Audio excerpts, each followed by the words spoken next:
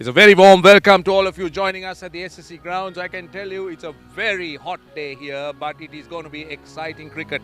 It's time for the Red Bull Campus Cricket 2018 World Finals. It's at the SSC. It's Pakistan versus Sri Lanka.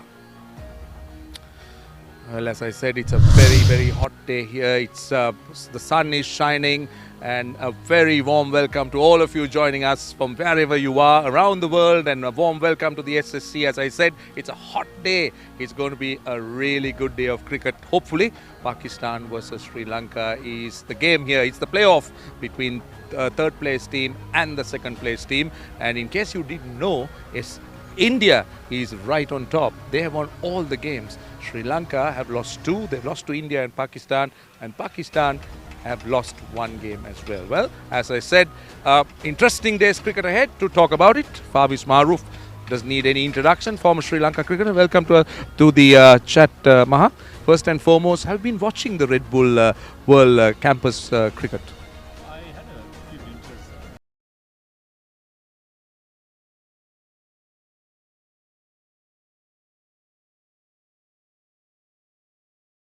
And no doubt the standard is excellent. We have heard some big names, some known names from Sri Lanka, of course. And as I said, the points table makes very interesting reading.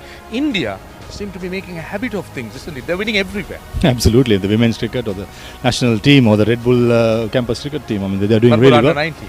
Under 19 as well. I mean, they beat us in Sri Lanka. Yeah, I mean, India has been dominating, won 5 out of 5. So I think they've been thoroughly deserving in the finals. And this is going to be an interesting game because Sri Lanka has a good team. They've got a few good youngsters playing in the first class setup. They are in action. So I'm hoping that Sri Lanka will start well, and at the end of the day they'll play India in the finals tomorrow.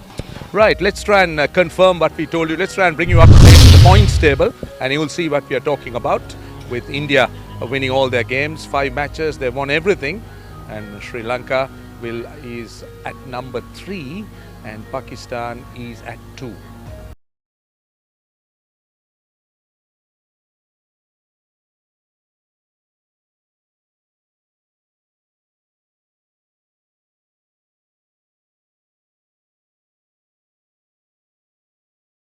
Of India winning so much of competitions? Is it? I mean, you said even Red Bull, under 19, women, anything at all, India seem to be winning. You think it's the IPL?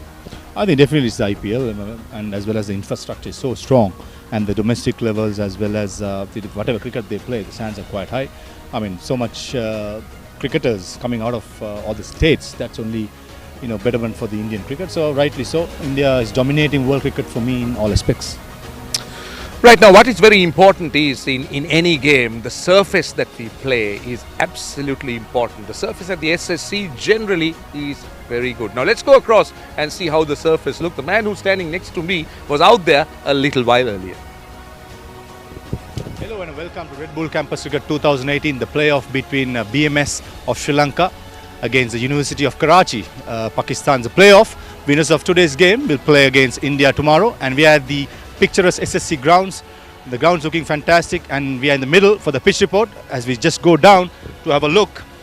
I mean, it's a rock solid wicket, even grass right throughout the wicket, and it's beautiful SSC typical track. As you see the hardness as well, it's pretty hard, solid, and it's typical SSC wicket as I said before, and the score of around 180-200 is a par for me, and I think the team winning the toss will probably bat first. Well, I got the man standing next to me, so I'm going to ask him again. What are your thoughts? Now, you took a close look. You were tapping on that surface. You were telling me a few things off air. Now, tell everyone again what you think about it. I think absolutely it's a typical SSC wicket, and it's very hard, rock solid. I think good for batting. And surprised to see Sri Lanka winning the toss, and hopefully they will bat first for me. But in case if they bowl first, they will have to start well. But overall, it's typical SSC wicket.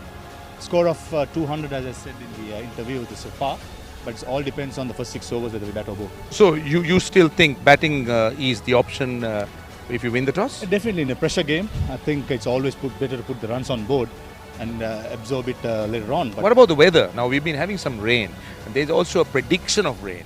So what about Duckworth Lewis and all that? So isn't it better to chase in that condition? Yeah, you've been in situations like that. Yeah, I mean, I've been in situation, but looking at the last couple of days, it hasn't been raining in the late. It's been raining late evening, not the early. So this game is supposed to finish at 4 o'clock. So maybe there's a chance we will miss the rain. But overall, for me, I always prefer to put the runs on board, especially when it comes to crunch games like this. But let's see. Hopefully, whatever we do, Sri Lankans will start filling whatever batting or bowling. Right, so he thinks win the toss and bat first. Let's see what's going to happen. Time to go out there, join the two captains and the match referee. Thank you very much. We are ready for the toss in the playoff. We've got match referee Pradeep Jayaprakash fourth umpire Chandrika Amarasinghe. Captaining the University of Karachi is Mohammad Azad, together with the Business Management School of Sri Lanka skipper Koshan Jayavikrama. Koshan it is who will toss. Head is the call. Tails it is. Tails it is, so comfortable situation for Koshan. You won the toss. Anything significant about it? Yeah, I'm looking for the first of all in bowling first, and we have a good pace attack and with a new wicket. In the very beginning, we are trying to Pakistan in under pressure. You've played with the same opponent yesterday. Any changes to that side for today's match? 4 changes: Maltu Maduranga and out Chamika and Pramod, Devin Padmanathan, Dinesh Timothy. Thank you very much. Good luck. Thank you. And Mohammad Asad, it's a happy occasion. You come back with a victory for you. Anything particular regarding the toss? No, it's not regarding for us because we have. If we win the toss, we also bat first. What do you think about the track itself and the venue? Yeah, it's a very good batting track and over the old matches. Yeah, that's why we're gonna bat first if we win the toss. So that's the situation here. Thank you very much. The University of Karachi captain there for the BMS Sri Lanka team, Koshan, won the toss and he will have a bowl first. Well, ThePapare looking very good out there with that toss, but completely opposite to what you said. Sri Lanka winning the toss and bowling first. Now, what do you have to say about that? I thought they had taken the second choice of looking at the weather. They would have thought that if chasing is better because of the duck weather is coming in. But overall, for me, I mean, it's a good choice as well. I mean, it depends on it's a fresh wicket. Ball might do a little bit. And you got a express fast bowler in Sharma Kakarot playing, so they'll expect him to take some wickets. And overall, I think a decent. They said back themselves, but they're comfortable. So hopefully they'll start well in the first 6 overs. Yeah, right. So let's take a look at the two teams and we'll start off with Pakistan. Maha, what do you think about the Pakistan side? I think they're quite a strong side. They got about 5 to 6 first-class players. Captain Mohammad Asad leading away, as well as Arsalan. Mohammad Azad being the captain and Mohammad Ali, there's a second highest wicketer, as well as Arsalan Farznan, who is the right-hand batsman, the 4th highest run scorer in the tournament. So I think overall Pakistan has a decent team, experience, 6 to 5 first-class cricketers. So you know, that's will be a crucial factor, especially in these crunch games. Yeah, and also let's not forget that Pakistan have beaten Sri Lanka in an earlier game, so they must be doing reasonably well, and also mentally the Sri Lankans must be under a little bit of extra pressure here. Let's take a look at the Sri Lankan side. Now we got a few known names, some players you know very well. Yeah, absolutely. I've known some players who played against me, and good to see Janit Trinage has been doing really well, the all-rounder. And you got Chamika Karunaratne, the fast bowling all-rounder as well. And you got Dinukit Manayaka, Hashan Dumindu. And all these players are quite experienced. So neck and neck, I would say, experience-wise, Sri Lanka and Pakistan are similar. But as I said, who's going to hold the pressure better is going to win the game today. Yeah, no doubt indeed. It's very, very important that it's the pressure situation and how you absorb situations like that. Now, that's the other thing I want to ask. You know, you have played at the highest level in the world stage. How much of pressure does really get to you as a player when you're playing crunch games like this? I mean, it's always good to have pressure. That will keep your feet in the ground, and you have to go back to the basics. I'm a strong believer in going back to the basics. That's exactly should these two teams do. I mean, it's a crunch game, yes, but you just have to back your strength, which is your basic. So I think whoever does that well will end up in the winning side and play India tomorrow. Yeah, no doubt indeed. Just to bring you up to date, now just to remind you that Pakistan are batting in this important crunch game between you know, the number 2 and number 3, the playoff as they call it, very similar, the IPL type, because the 3 versus 2 actually decides on the second semi-final berth. India is already in. So what do you think on a surface like this? How much, or like you were talking about how good it is for batting, but what should the bowlers do? I think they should vary the pace. This is one of the toughest wickets I've ever seen in SSC. Even grass cover, very dry. And fast. When it comes to fast ball, they should vary the pace. And if there's any swing, they should maximize it. As well as when it comes to spinners, there won't be any spin this time for sure. So they got to vary their lengths. They got to vary the flight, the angles, lots of things. So that's where the crunch comes. The experience coming in this special crunch game. The experienced players should stand up, and the rest of the players should rally around them. Yeah, another thing that we need to understand is that T20 has revolutionized the game of cricket. It's changed so much, and sometimes coaches are struggling to understand it. Now tell us about it very quickly, because the game is about to start. What do you think? T20, what has it done to cricket? It has changed the entire cricket in the world. I think once 2007 T20 World Cup happened, since then, now I think T20 has taken over. I would say, it's sad to say that, but the reality is the truth. And T20 has gone to another level where most of the youngsters who are coming up also play T20 cricket. Right, we are almost ready to start. Let's go across now and join our first commentators. Haritha Pereira up there with Kosala Suresh Chandra.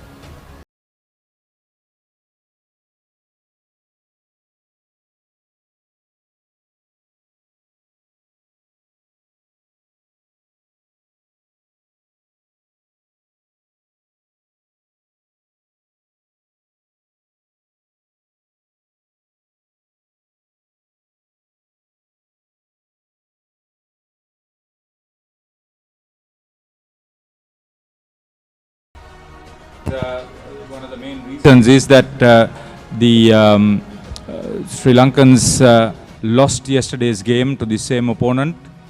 As we look forward to this contest, they may have thought that because of the batting strength of Pakistan, it will be a better opportunity for them to try to control their exploits, and they are a very, very strong side. Yeah, well, they might have felt that Pakistan would fancy chasing rather than building a total, as you said, with the strength of their batting. And also the fact that the Sri Lankan bowlers bowl relatively well. We got a bowler with 2 hat-tricks in the tournament. So it's going to be an interesting battle, but all in all, a very important game. Yes, Pakistan will seem confident, and they mentioned that even if they won the toss, they would have been batting first. So they come here with a very positive mind because of yesterday's result. Sri Lanka have got into the finals of the last 3 tournaments that were played here, the Red Bull Campus Cricket World Finals. So they have a lot to play for at one of Sri Lanka's most memorable, favorable and popular venues. Yeah, I would quite agree with you. Favorable, memorable, and obviously a ground that has really brought Sri Lanka a lot of pride. So here's the opening batsman, Jazra Hazan. He's played in all 5 games, 144 runs, a best of a 76 against Sri Lanka. That was yesterday. So he'll be confident, batted extremely well.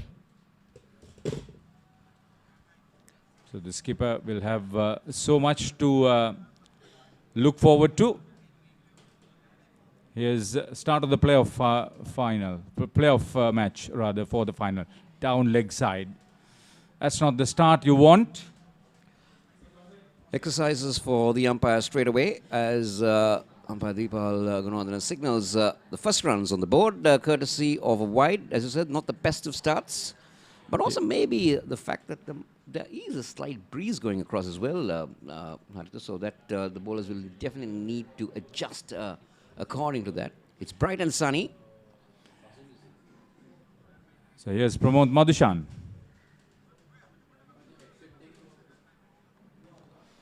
Better delivery. A dot ball is always welcome for sheer confidence.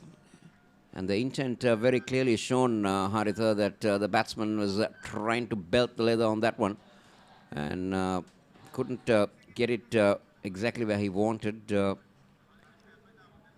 let's see what the proceedings would be. this is a venue that is full of runs. The wicket is very hard. If you just bat your basic skills. Oh, beauty. That picked up from where it just hit the deck.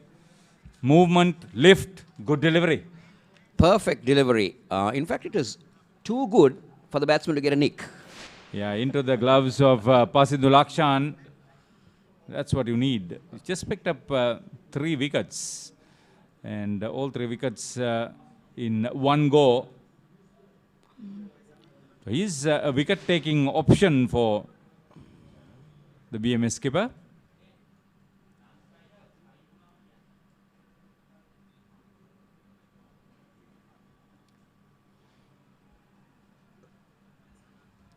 Very comfortably flicked away. Not the line that he should be concentrating. Obviously, he should understand that the previous delivery that he bowled was the perfect line that he needs to concentrate, because he's got a packed offside field, Haritha, so he needs to make sure that he doesn't stray. Khurram Shahzad also played in all 5 games. 58 top score against Bangladesh. So that also at the same venue. So the 2 batsmen have made half centuries on this track. Not exactly on this track, on this venue. So they obviously know how the nature of the wicket might behave. Different proposition, because virtual semi-final this. It is actually. That's good. And good all-round cricket on that occasion. Good delivery. Well negotiated by the batsman. Quick call, and away they go. Yeah, that's a good run. They saw the possibility of that single, because the fielders were converging too slow. See, they took time. They realized the ball was too far away, and that's poor cricket. It could have injured them. And also playing with soft hands was the main reason on that occasion, because it went very slowly across that turf. The first over, important game for both teams. Oh, good one. Slightly away, entice the batsman to go for the big one. I like the intent, Haritha, both the batsman and the bowler, inviting the batsman ready to accept the challenge. And that's definitely the nature of SSC, isn't it, Haritha? Earlier in the day, you see that little movement that comes in. Good. Perfect SSC wicket. Yeah, and a very good delivery. It was just outside off stump, and the intent was there. He wanted to get the ball moving. Moved all right. Nothing short in the end.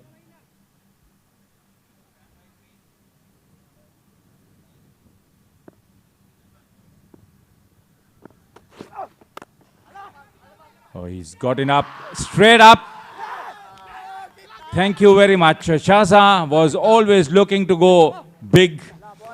And Sharma Kakarot holding on to the catch. So Pakistan have lost their first wicket with the first over just completed. That is what they needed. There you go. Trying to go over mid-on, only succeeding it, hitting down the throat of the mid-on fielder. So Sri Lanka strike early in the first over. Pakistan 1 down in the very first over.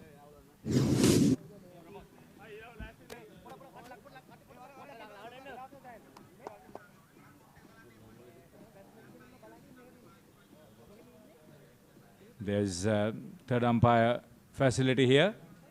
And although it looked very straightforward, there will be confirmation as far as whether it was a legal delivery. Lyndon Hannibal is in front of the television. They would be hoping. Shaza would be hoping. That's the Pakistan dugout, eagerly watching. It was the last ball of the first over.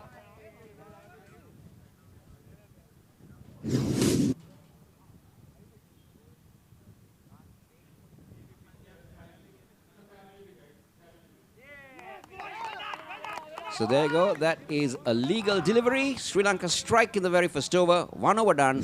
Pakistan 3 for 1.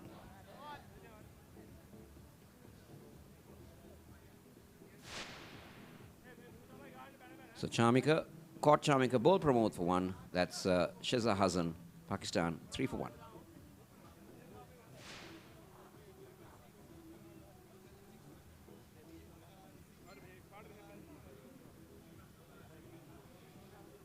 So if the Sri Lanka captain decided on putting pressure straight away after winning the toss and batting, that's what he's done. So exactly what the doctor ordered.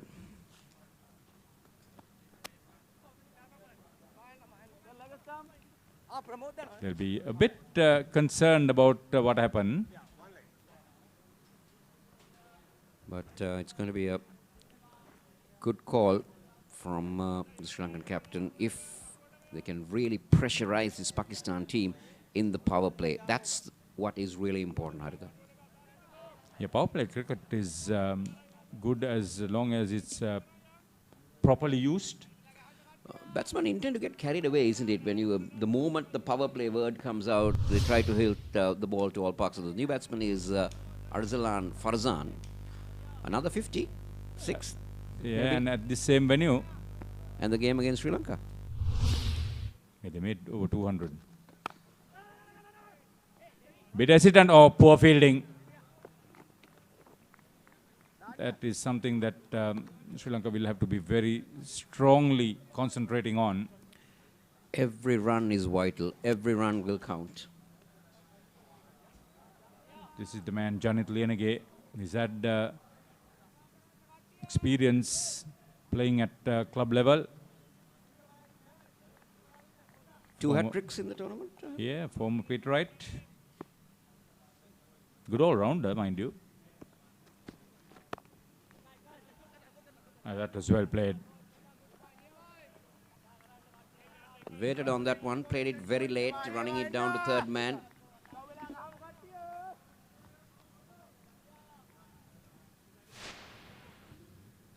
Having picked up 13 wickets with a couple of hat-tricks. A best of 7 for 6 against Zimbabwe.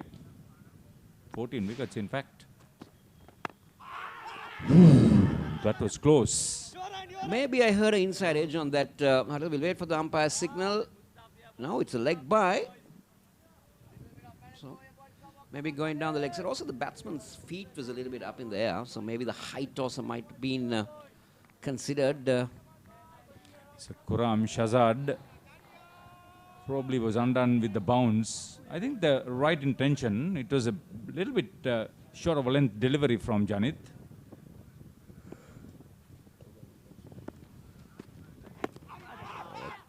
Again, the question asked, but the batsman will pick up another leg by. This is good stuff from Lienege. Pakistan not been able to get that flamboyant start. 6 for 1. This is good bowling on the part of BMS.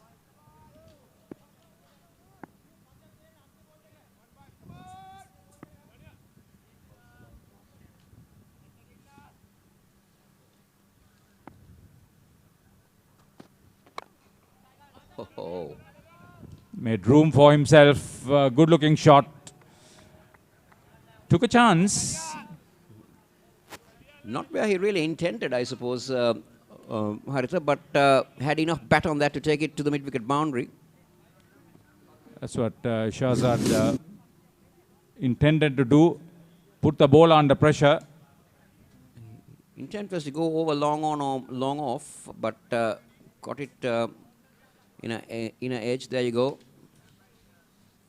But enough to take it to the boundary. First boundary of this all-important game. I would call it a semi-final, Haritha. It is actually.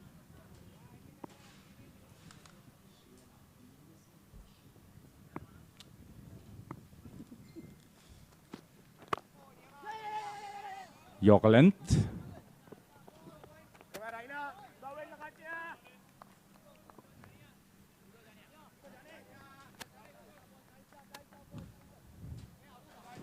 Two overs done, 12 for 1. And after a scintillating innings, the batsman nears his century. They say a streaker and a roser. Goodness me, what a chase. I wonder if the rosers will catch up with them. And what about this? I say, that's much better, isn't it? And what a shot. Oh, and he's hit the streaker. My goodness me, he'll have a bruise. And 6 it is. Good heavens. Red Bull gave him wings, all right. Beyond 160, 180 is always going to be challenging, Haritha. Yeah, the fact that they made 200 in yesterday's game will give them a lot of confidence.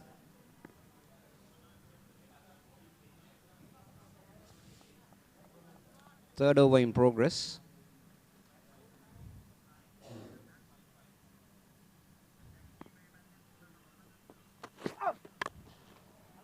It's well struck, made room for himself, equally well fielded.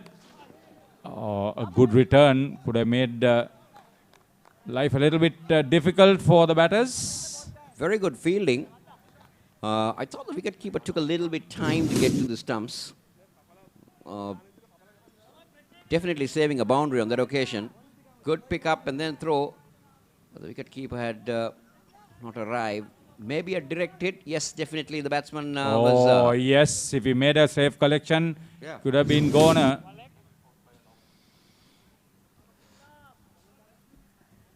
Pakistan coach Mohammad Akbar rather, manager Wasim Abbas, Sri Lanka, Nishanta Veerasinghe experienced, his coach, manager is Irfan Ahmed.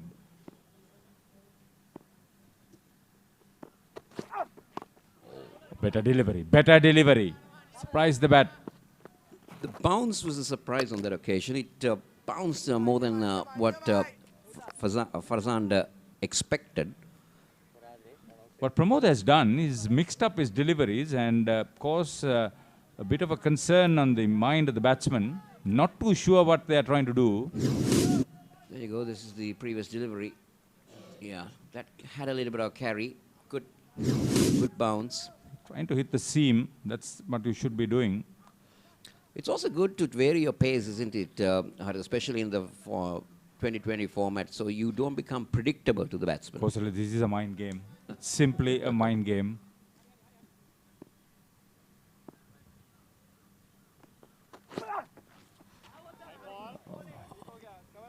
Saw the batsman move, went too far wide for Deepal Gunawardena, signal in the wide. He'll be disappointed, Pramod. Yeah, he tried to, he saw the batsman looking for room. He went the correct way, but made it Too much. Little bit too much. Did it a little bit too much.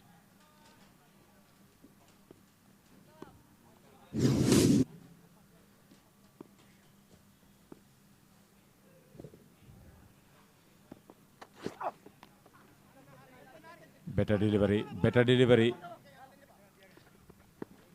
And also undoing the batsman for pace, I would say, on that occasion. He was trying to work it away on the onside. It came to him a little bit quicker than expected. They've been sort of undone by the variation here from Pramod.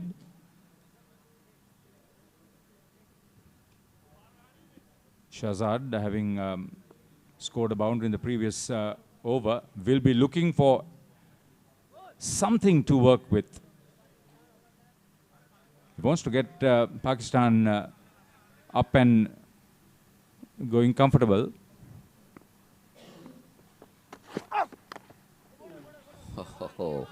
Good on the part of Pramod. He anticipated, I suppose, the batsman coming down. He saw him, maybe the batsman a fraction too early coming down there, and he dropped it short. Very good bowling. Very well done, Pramod. Excellent stuff. This is good stuff. There you go. Yes, he advanced down and then... The intention was to get it on the half volley. Once you miss out on that, then you miss out on the shot itself. This has been good from the Sri Lankan opening bowlers. Pakistan will be disappointed that they've not got off to that flying start. And that's hammered back past the bowler. That will go down to the boundary for 4. Some relief for the Pakistan batsmen. They were trying that very often, and finally they get it correct. Stayed in his crease, head still. Good transfer of weight. That was in the zone as well. Not a copybook off drive. See the power behind it. Good hand-eye coordination. Second boundary for Shahzad. 19 for 1. Last over for number 3.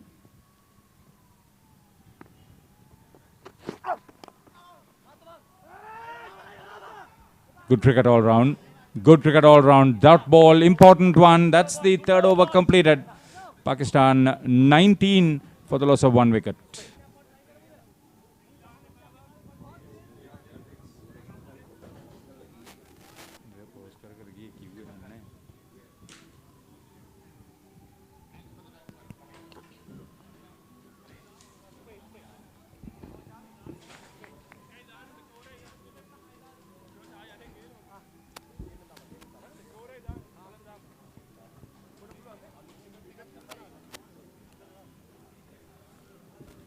So Pramod has conceded 10 runs in his couple of overs as Fawaz Maroof sits in. So 6 countries into the World Finals at this wonderful venue.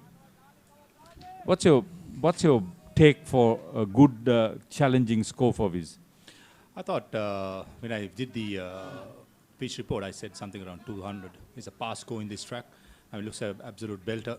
A typical SSC wicket, but the starts Pakistan so had 19 of just 3 overs. I think they are quite little behind the run rate as we see change in bowling. Sharma Kakarot coming in the experience all-rounder. Yeah, at the moment Pakistan is slightly behind, but it just takes over in power in T20 cricket to get it all over again. And also, I'm quite surprised they won the toss and bowled first. I would have preferred batting first, especially in a crunch game. Putting the pressure back on the team, putting runs on the board always works. So it's going to see how they go. What happened with Chamika there? He was watching the batsman very carefully. Probably he started to move too early and gave away. He didn't deliver. He's a cunning chap, this guy, Chamika. He's done well for his school Royal in this venue at the Royal Thomian. He's played a lot of cricket here. Youth international, national player. Smart guy. Good badminton player, good athlete. Overall, a good athlete, plays with me at NCC. I mean, one of the fittest cricketers going around in Sri Lanka, Chamika.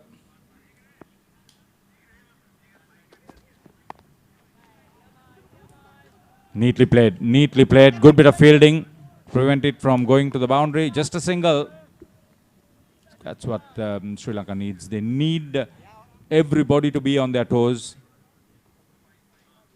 Absolutely, Haritha. In a crunch game like this, every single matters, every run matters, every 4 matters, every wicket matters. That's exactly what the captain of PMS wants to see the effort. Yeah, that's him, Koshan Jayawickrama, the Sri Lanka captain.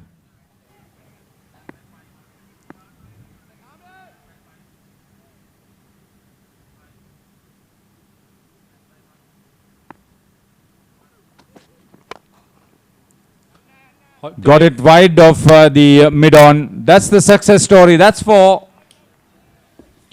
It's a typical Pakistani. Looks towards the leg side. The Pakistani generally overall very strong in the leg side. Sharma Kakarot the ball in the length, which can be gone for runs. And exactly what happened there. Sharma Kakarot need to vary space. I said in the interview as well. In this kind of tracks, very important fast bowlers vary their pace as well as vary the length. So it's going to be interesting to see how Sharma Kakarot is going to come back. Pressure being put back to him. Yeah, he could have played on the offside, but trusted his backhand swipe, third boundary. That goes upish, into the hands, lucky, but successful. Karunaratne watched it very carefully. That's a good catch. Yeah, good thinking there by Chamika, pitching it short. I just said you need to vary the length, exactly what he did. And batsmen expect a short ball there, uppercut, and a good catch, safe catch at third man. And as we see, Pakistan losing the second wicket for 24, 3.3 overs. That was good. This was good. How close was that? How close was that? It's very close to me, Haritha. It's going to be something behind the line is what the rule says. But in the captures How that we're much getting, behind the line? quarter was inch. that? I mean, at the moment, Charmika must be thinking any inch. But first landing, I thought first landing Was is good enough. in. It's Yeah, good is enough. in, Just yeah. slipped away, slipped in front, but should be all right. But never know with the third umpire's decision. Lyndon Hannibal will be weighing the ifs and buts of that particular landing from Karunaratne. So this is very important for the Sri Lankans. It's important for the Pakistanis too.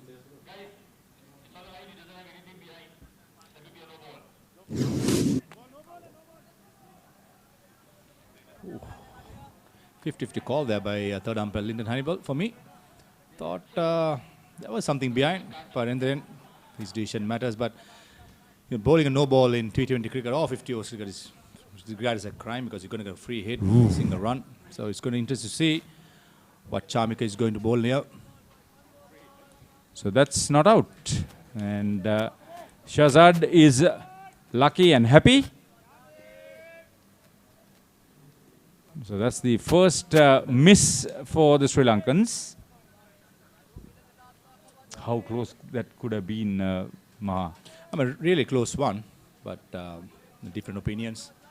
Thought could have gone to the bowler, but in the end, Hannibal thought otherwise. And Sharma Kakarot preparing for the free hit. So Pramod Madhushan held on to a catch. He thought it was good enough. At third man, it wasn't to be.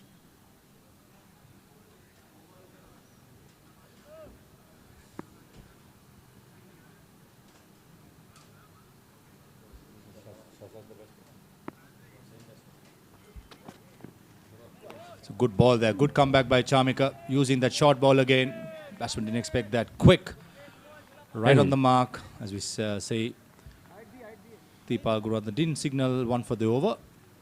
Yeah, it's underneath. It was a very good bounce, a good pace. It's good to see Sharma bending his back and coming back after injury. It's important that he leads from the front, being the senior bowler here. Yeah, he has to pick up wickets for Sri Lanka to make a statement here.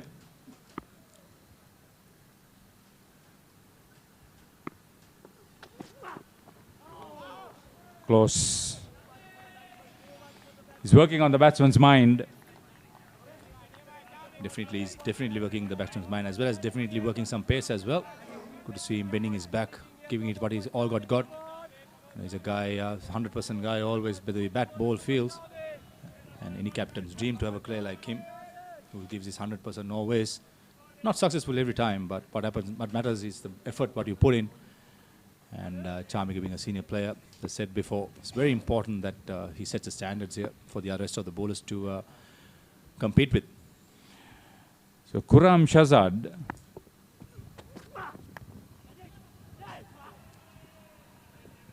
is lucky. He got it just fine enough and wide enough of the wicketkeeper passing to Lakshan.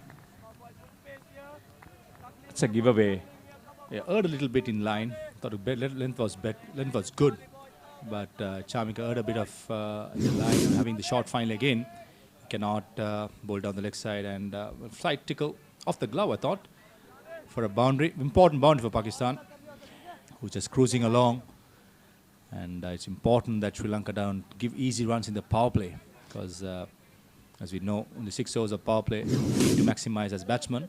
But as bowlers, if you can pick up wickets, that's the best way to contain the runs. So 4 fours for the batter, Khurram.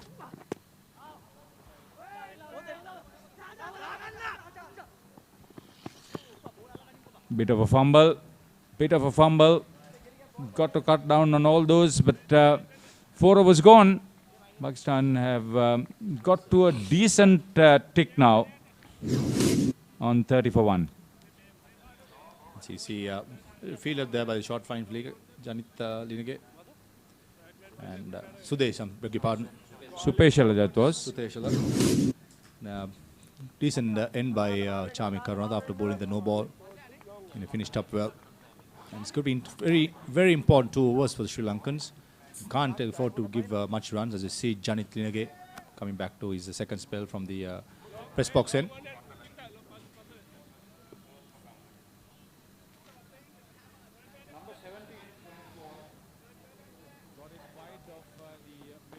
The important combination for Koshan, Jayavikraman, the Sri Lanka captain. One is very experienced, the other is a top wicket taker in the tournament. So to bowl Janit and Chamika together, it's a bit of a gamble. But you've got to do it at the right time, the opportune time. Indeed. And I also think Janit Linage bowled well the previous game against Zimbabwe, picked up 7 wickets.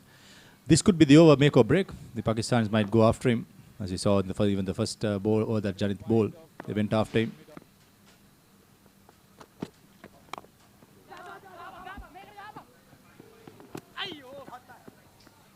On Yorker length, he varied his pace. Also, Harit, I like what I'm seeing with the field settings. Janit Linage having a deep mid wicket and a long on, and expecting the Pakistan. As I said before, Pakistanis are very strong in their leg side and covering the main 2 areas of long on mid wicket, covering that boundaries and bowling to his length and line is important. You see Farznad. Bowled again by Janit, bowled into his field, straight to long on. Another Bit of a cutter, I thought. Yeah, even the last delivery, I thought it was a cutter. So he's taking the pace off. It's a good wicket, and I said in the pitch report as well, it's very important that the bowlers, especially the fast bowlers, vary their pace. That's exactly what Janit dishing it out. His experience all-rounder playing for Agama. Well struck. Not as good as he wanted. Leaking singles in this over. Again, bowling to his field, getting the long on into the field. It's very important that Janit finishes off strong. He bowled well, started well with the first 3 deliveries. And the Pakistanis must be eyeing a few big shots here.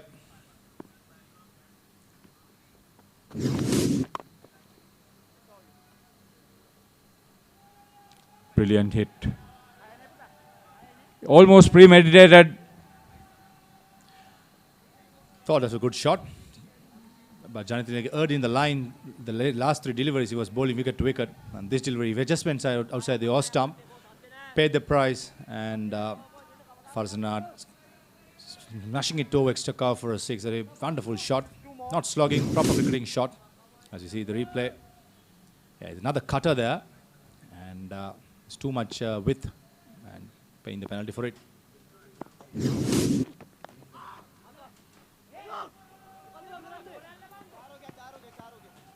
Misfielded there by the short final fielder. Janit Linage won't be that happy, especially after conceding a 6 furious delivery. Not that good feeling by the Sri Lankans, conceding another 4 runs there. 10 runs of a couple of deliveries again. That really should have been cut off. Indeed, should have been. Now Janit Linage under pressure. 13 runs so far. The basic is to pick the ball up first before you do anything else. Absolutely, Haritha. 40 for 1, Pakistan. Deceived with that. Got a little bit of bat onto it.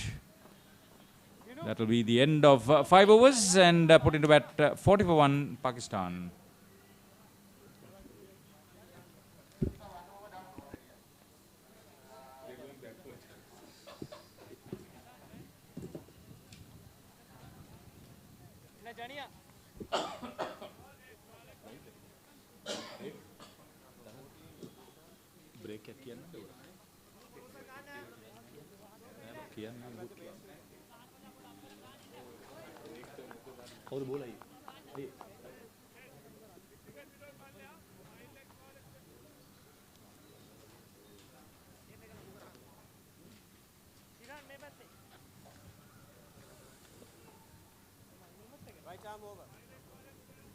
So end of the 5th over.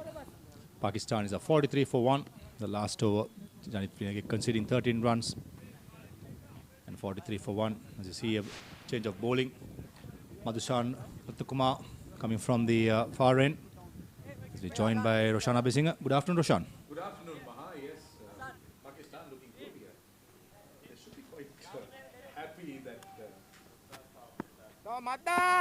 They should be quite pleased that there was a no ball, that a catch was taken. So that's unfortunate from a Sri Lankan point of view. But good start for Pakistan, 43 for 1. We see some spin here, the leg spinner. At least looks a leg spinner to me and starts off with a quicker delivery. So Madhushan starting off. It's about bowling dot balls in this version really, and at least that's the way you start. Wickets are imperative, but it's always good to have wickets as a fielding side so that you could really stem the the rate of scoring. Absolutely, the power play, that's exactly what you want to do. Try to bowl more dot balls. I mean, it's going to be hard, but that's where the experience and the ability comes, as you see. Sweep shot by Farzanad. Another chance there. Missed by Madhushan there, but easy single, I thought. But two batsmen stuttering in the middle. In the end, batsman Farzanad need to dive. Another look. I think the issue for Sri Lanka has been that the fielding has been a little bit below standard. The picking up, throwing, they have not been sharp really. So there have been a few opportunities that they should have been taken. Run-outs is so important in this format. Absolutely, Roshan. Fielding could have been much better. Yeah, you need to be sharp. Oh, that's a wrong one. He just seemed to be bowling that wrong one well. He's pushing that ball through quickly. And that's a good mix. The leg break seemed to be the one that he's looking to toss up, but the wrong one and the flipper is the one that he's pushing through quickly. Indeed, he's pushing it through, not giving any time to the batsman to swing the arm. As you see, another slug towards mid-wicket. And a very good, very well set field as well. I mean, I said before, Pakistans are generally very strong in their leg side. And we got the deep mid-wicket, long on fielders. And Madhushan bowling his field, bowling wicket to wicket, not giving any width for the batsman to go on the offside and bowl into the field as well. So last ball of the over. Another sweep shot. That's a very good shot indeed. It's a boundary to end the over. It's 50 for 1. 6 overs completed. That is a very good way to end the over.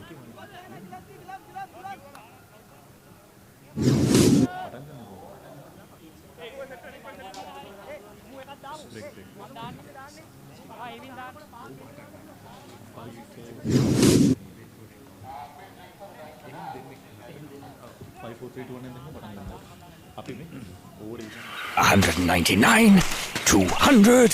Here it is. The treasure is down there. Start digging. Quicker. Quicker. Dig quicker. Here. Drink a Red Bull. That's better. Can you see it? How much is there? Hello? Have you found the treasure? Hello? Hello? Red Bull gives you wings. This is a look at the scorecard. Pakistan been put into bat. Shahzad Hassan was the first to go, or in fact the only man out, caught by Charmikov Pramod for 1. But it's been a good partnership for the second wicket. Arzan Farsad was 19 of 11, and Khurram Shahzad, he's gone to 24 of 21. This Pakistan side is a good side. They've done well. They beat Sri Lanka in the first round game, so they'll have to really be up with their game, Sri Lanka.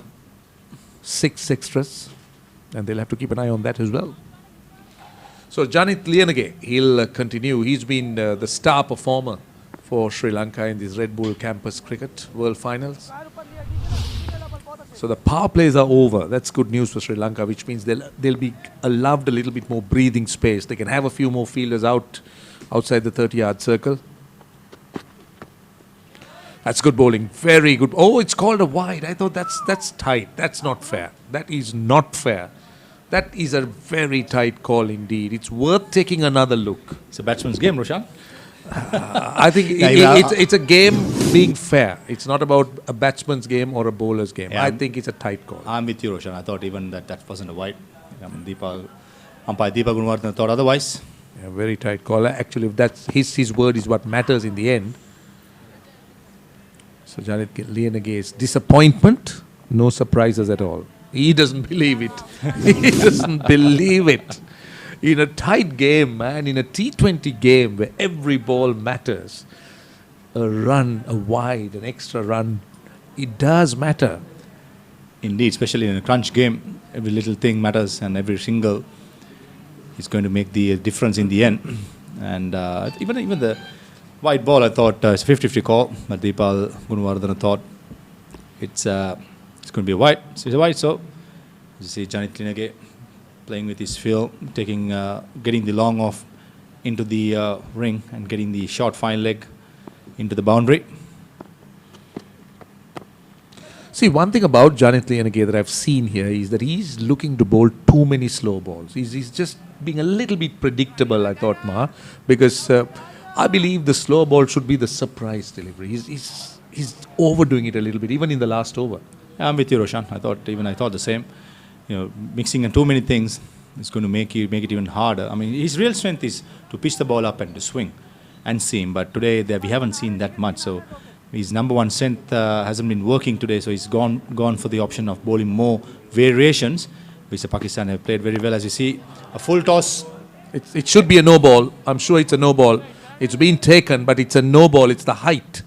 Now, Janit Lianage doesn't believe it. Why is he questioning? It is a no ball. It's over. It's over the waistline. We need to take a look at it. Don't need to take a look at it, but if you need a reconfirmation, the replay will tell you that it is a definite no ball. Look how high it is. Yeah. Goodness, why was he complaining? Yeah, Janit had a bit of a meltdown there. There's an easy no ball, a full toss up to his chest level. Cannot be bowlers who call illegal. As you see, a free hit. And Janit has the luxury of changing his field because the batsman has changed.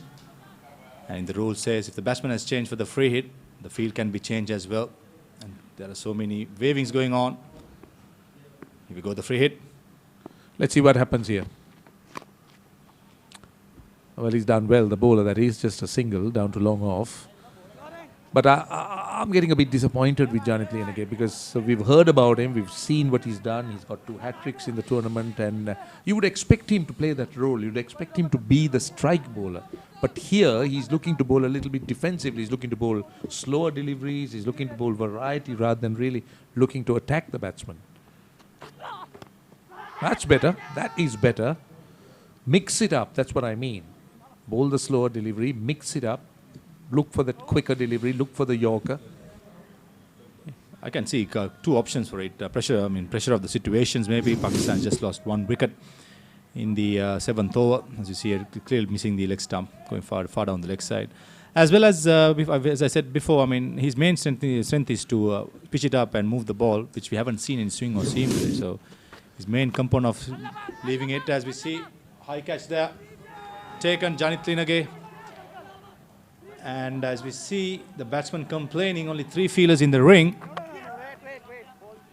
Now, what's going on here? What is going on here? The batsmen seem to be thinking that just 3 fielders in the circle. Yeah. Now, is that true? If it is true, what happens here? That should be a no ball. That should be a signal by the leg umpire. I don't think umpire Abdul Rahman has picked it up.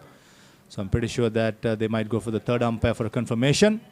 Or else they give them the decision in the middle. So it is a confirmation, it's a no ball. That is very poor cricket on the part of Sri Lanka. Very, very poor cricket indeed. These are elementary stuff. You don't expect. We are talking about players who have played first class level and some players who are close to playing for the national team at the national level. It's called a no ball. But how can you have just 3 men inside the circle? It's quite silly. And that's what I can use. It's been very silly. It's cardinal error, basic error. And as you see, another free hit coming up. Farzanad to Janit Lianage. That's gone down. That's gone fine. This is a poor performance by Janit Lianage. This is one of his off days. He's had such a brilliant tournament so far up to this point, but he's choosing the wrong game to have an off day. Absolutely. The experience of Janit Lianage must be a big thing for the Sri Lankan team. But today, as you said, Janit is having an off day. And especially being unlucky as well. And it's a simple error, bowling no balls and giving away the free hits. Those little things that matters in the end. That's better. More the line he should be looking to bowl. It's 62 for 1. 6 overs completed. 7 overs completed. What do you want? Cap.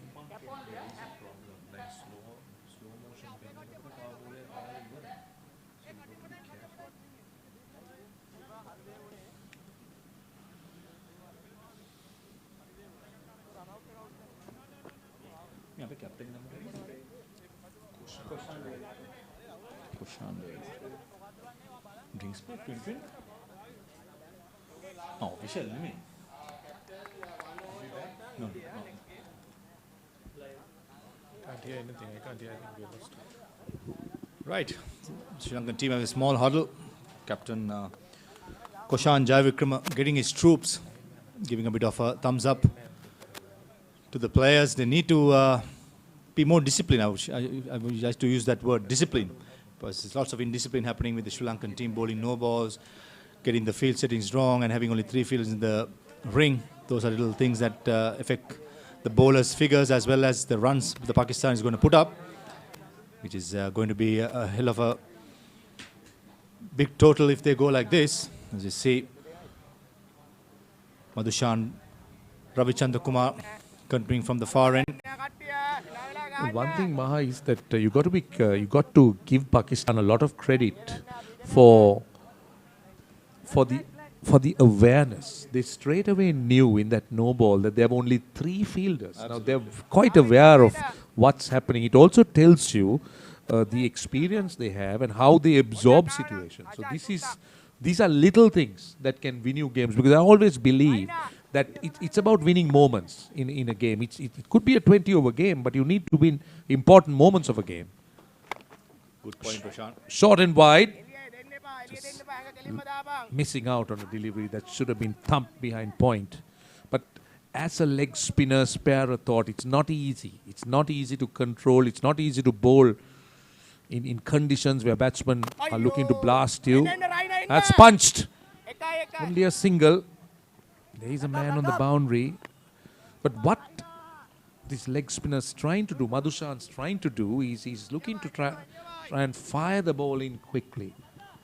And as you said earlier on, he can't find any perches on the surface. So this could be the way for him. This could be the go-to kind of plan for him. Absolutely. He's playing to his strength. He knows that it's not going to turn. So he's firing it in. You see a appeal there. Rambo Martinez says not out. And Ravichandra Kumar is just bowling, trying to bowl one pace, trying to skid it on, not giving much width. And I think what he's doing here is absolutely, according to the wicket, he's doing the right thing, not trying to fight the delivery, because the Pakistanis, they love to play spin. They're just going to use their feet and hammer it. So I think Madhushan has got the right rhythm there. That's gone fine. Just managing to stop it, only a single. But, it's good to have Ranmo Martinez and Deepal Gunawardena. They're both international umpires. Deepal Gunawardena has been the 4th umpire, I believe. I'm not sure whether he stood in international games, but Ranmo Martinez has a wealth of experience. Now, what about that? Another run for Pakistan. Sri Lanka's out cricket has been rather poor, I must say. And also the excessive appealing. Some of the appeals have been bordering ridicule to me, because they're caught behind. Now another look. The wicketkeeper not being able to just gather it cleanly. It's wide, and then the return. So the out cricket needs to be sharp. Then I've also seen Janit Lienege appealing for deliveries that were going down the leg side. That's better. That is better. You're bound to get some purchase with a leg spinner bowling with so much as revs on the ball. With the wrist coming into play, you will get something if you're willing to toss it up a bit. It's always going back to the basics, keeping it simple for me, and exactly what Madhushan is doing at the moment. And 2 good delivers to finish off. A slight forward defense toward off stump, and a single to end the over. Pakistan is end of the 8th over, 67 for loss of 1 wicket. And after a scintillating innings, the batsman nears his century. I say, a streaker and a rozzer. Goodness me, what a chase. I wonder if the rozzers will catch up with them. And what about this? I say, that's much better, isn't it? And what a shot. Oh, and he's hit the streaker. My goodness me, he'll have a bruise. And 6 it is. Good heavens. Red Bull gave him wings, all right. 4 bowlers used by Sri Lanka in the Red Bull Campus Cricket World Finals. That's just a wicket for Pramod Madhushan. Sharma Kakarot should consider himself unlucky, and so should Janit Lianage be, because they both did bowl no balls. Devin Padmanabhan, a left arm spinner. As I say, a very warm welcome to Roscoe Thatil. Thank you, Roshan, and a good afternoon to all the viewers as well. The Pakistanis have got to a very good start after an early hiccup, as we see Devin Padmanabhan being introduced into the attack. Well, his economy rate is quite decent, under 6 runs.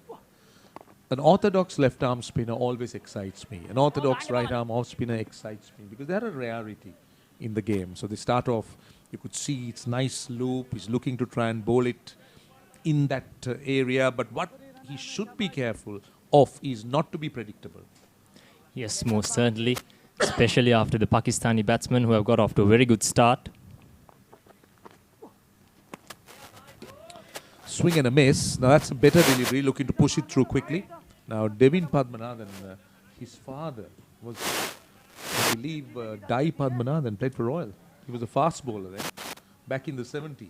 Were you born then? Not even close to being born. Have a quicker delivery, runs off the inside edge. You make me sound so old when you say that. Yes, and it's been a good start from Devin so far. He's been in good form. He picked up 3 wickets and made a half century in yesterday's Mercantile B Division game as well. So he started off well, 3 deliveries. Just need to be mindful of the length. It's got to be, it's good to bowl, it's good to bowl variety, but it's the width most of the time. Anything outside the off stump, anything short, batsman generally tends to pounce on. Good bowling, very good bowling. I'm impressed with this first over. It's a good mix. He's been mixing it up. Now that delivery was looped, just looking for some turn. Yes, most certainly. It's been a very good over from Devin Padmanabhan so far. He's conceded just 3 runs as we take a look at the replay. A good diving effort from him as well. Unfortunately, not being able to stop that single. Last ball of the over. That's just pushed down the leg side, but a very good start indeed by Padmanabhan. It's 70 for 1 in 9 overs.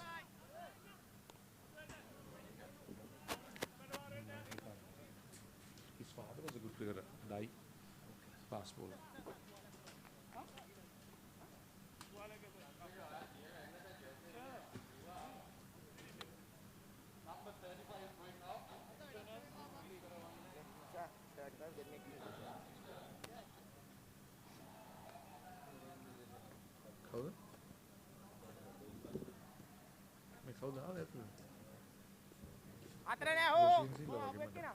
So 70 for 1, 9 overs completed. We're going to see more leg spin here. Madhushan. He's been looking to push the ball through quicker. Good comeback by Sri Lanka. Pakistan got off to a flying start, but they've got some good cheap overs in the last 2 overs, particularly Devin Padmanabhan's last over. Just went for very few. It's a hot day at the SSC. It's a beautiful surface to bat on. Very little for the bowlers here. Tossing it up again. He goes over the top. Good work in the deep.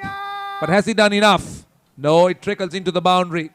There wasn't enough support on the boundary. He did deflect it, but he needed some help. Needed a fielder to come around and tidy up. It was not to be. It's a good start to the over. Yes, more certainly it's a quality shot there from the batsman.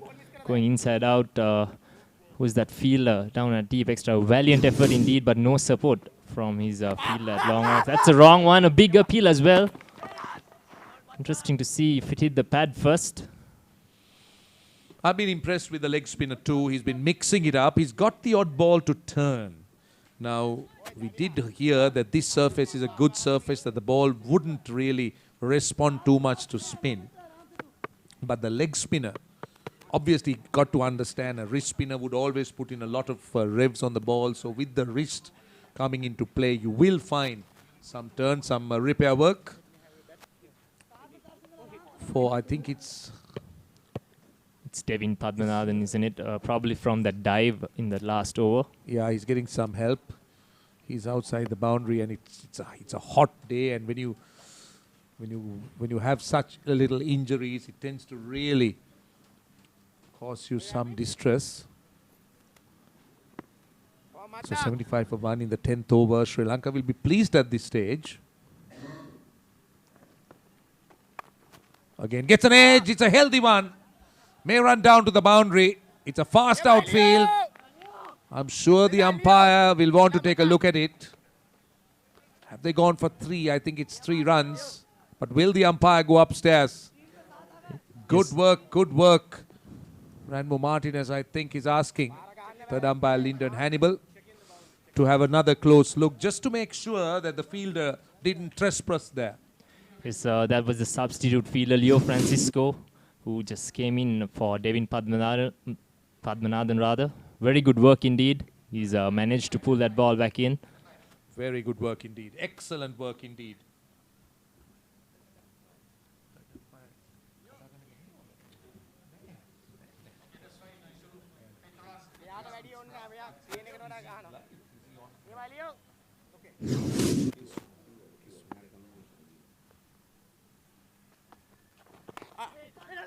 He's looking to bowl that wrong un. That's what he's doing. He's mixing the leg break up, and to me, Roscoe, he's turning out to be a bit predictable. You know why? Because the wrong un, the flipper is pushed through quicker. The leg break is tossed up. See, that should be the leg break. He was looking to bowl slower. Yes, so far though he's done a brilliant job for his skipper. Conceded just 20 into his third over as well. Definitely pulled things back to a certain extent for Sri Lanka. Yeah, 2 balls to go in the 10th over. But I like what I see in these 2 Pakistan batsmen. They've been running well. They look to take on the bowling. They've been good with their shot selection. And they got a method to their batting. It's not only about boundaries. 79 for 1.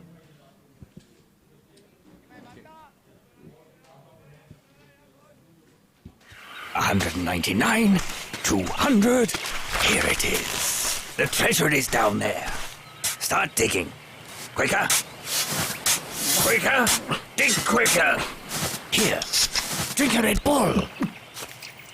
That's better. Can you see it? How much is there? Hello? Have you found the treasure? Hello? Hello? Red Bull gives you wings. 79 for 1 after 10 overs. Pakistan have set themselves up beautifully here. Farzan on 31 and Shehzad on 31 as well. As I say, good afternoon to Kosala. Good afternoon, Roscoe. It's, I would say, even Stevens at the moment, depending on how this tournament has behaved.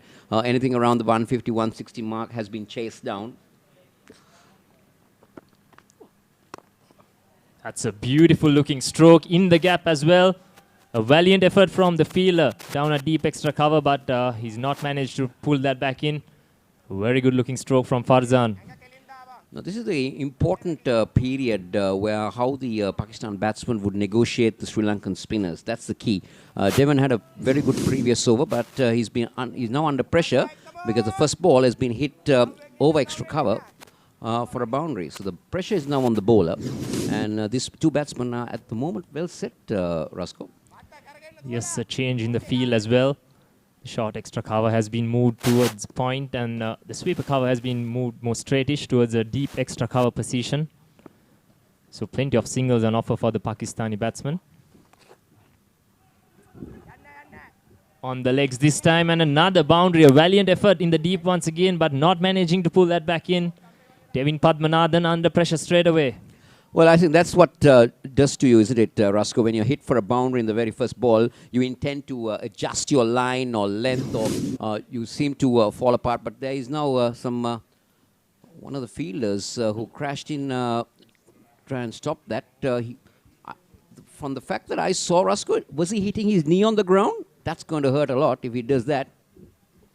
So I think it might be Dinet Timodda down a deep square leg. Yes, it is. Hurt his shoulder. So that's, but coming back to Devin Padmanathan, the pressure was built by the batsman when he was hit for a boundary in the first over. He automatically adjusted. You can see there you go. Oh, that's nasty. He kept his hand, and that might have been what pain. So seems to have landed on his shoulder quite heavily there. Tinet Timode, a key batsman for BMS Sri Lanka. They've been hit by injuries quite badly in this tournament. Malindu Maduranga, their regular wicketkeeper batsman, was injured yesterday as well. He's not playing today. This could be another big blow for BMS.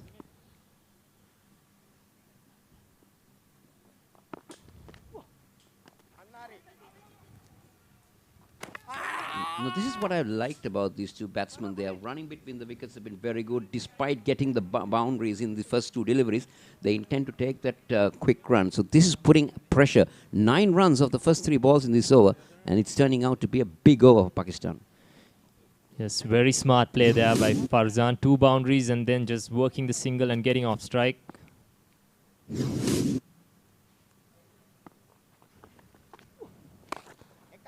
Once again, a powerful strike down the ground, but just a single this time. So this is what they'll be looking for, the Pakistani batsman, to score at around 8 to 10 runs from this point onwards. Once again, this looks like it's in the gap, but brilliant fielding down there in the deep. I think it was Madhushan Ravichandra Kumar. A brilliant fielder, known to be a very good fielder in the domestic circuit. Well, it can change a big deal if you can support your bowlers with your fielding, and that's exactly what he's done on that occasion. Definitely stopping a couple of runs for his team. Once again, just a single. Padmanabhan manages to finish that over well. 11 overs gone, it's 91 for 1.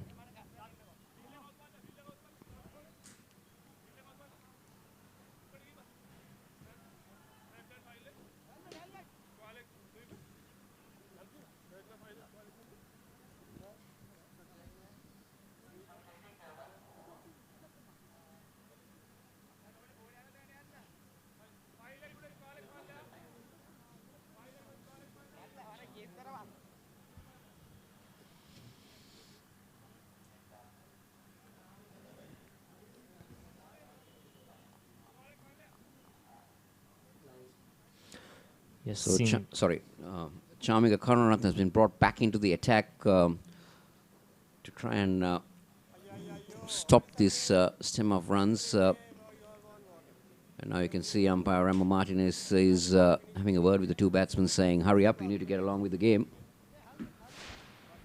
It's going to be a very key period for the Sri Lankan bowlers. His first over costing 10, so he's coming in at a very crucial time when 12 runs were taken off the previous. So maybe try and change the momentum is what the Sri Lankan captain is looking to have pace and spin from either end, so that the batsman will find it a little bit difficult to identify it, because these two are well-set batsmen, 33 and 41, and the 41s come off just 31 balls.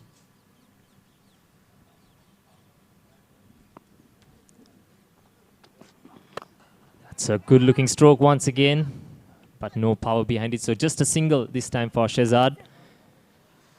Sharma Kakarot was unfortunate early on to get a wicket off a no ball. It was a costly error indeed for Sri Lanka. It's definitely paying the Sri Lankans, isn't it, Roscoe? Because they're now 92 for 1. We're into the 12th over. And on that previous shot, lucky for the Sri Lankans, Shehzad's weight was totally transferred onto the back foot, and that's why he couldn't get the power behind that stroke.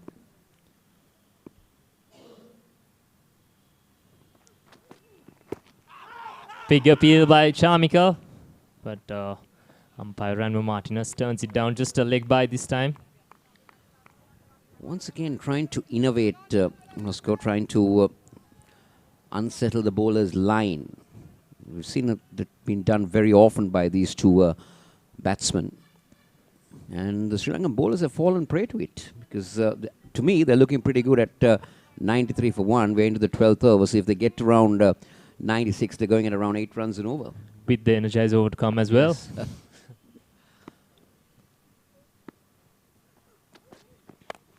This is India. The fielder is getting underneath it.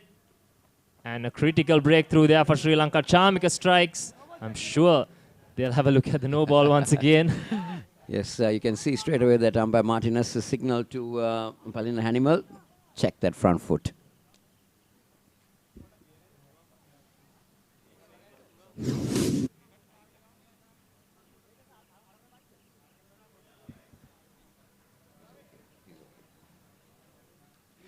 Yes, this time Charmika's foot is behind the line rather. And it's a very vital breakthrough for Sri Lanka here. Okay, that's fine. It's fine. It's fine. It's a fair delivery, guys. Fair delivery.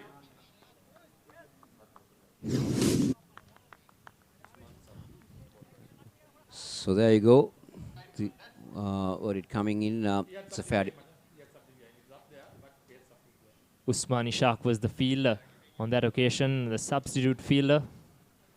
And it's been a good hand from Kuram Shehzad. He's been in very good form throughout the tournament as well. Makes a very valuable 34 as he departs. Bowled Sharma Kakarot Ishaq as Pakistan a 93 for 2 in the 12th over.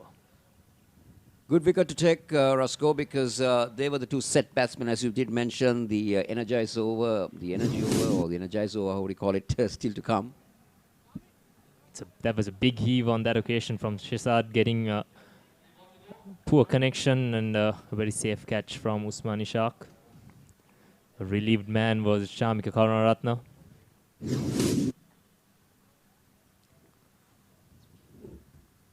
This is Red Bull Campus Cricket Finals, the playoffs, or for the match for a place in the final against the Indian team tomorrow, between the Pakistan team and the Sri Lankan team.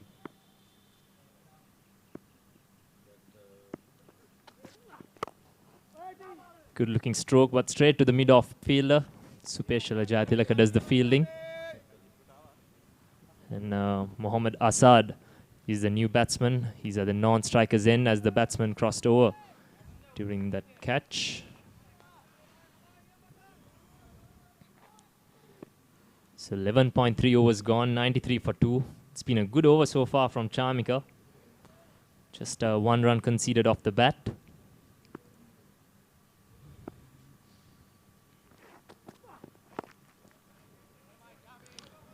Varying his pace beautifully on that occasion. Just a single for Farzan.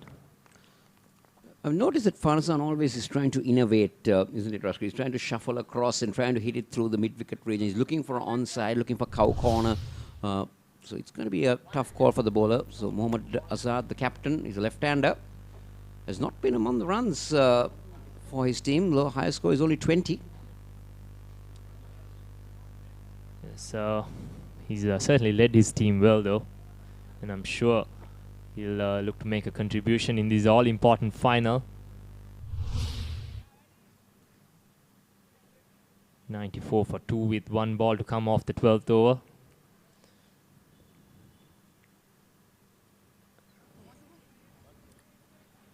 So Pakistan will be definitely looking at something beyond 160, Roscoe. That's what they need. 180 would always be a challenging total to the Sri Lankans. It's a good move from Koshan Danushka, the skipper, as well. He's brought himself into the slip position for the new batsman.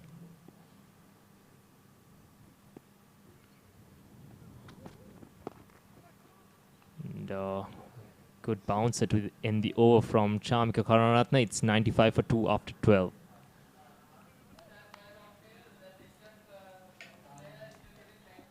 And after a scintillating innings, the batsman nears his century.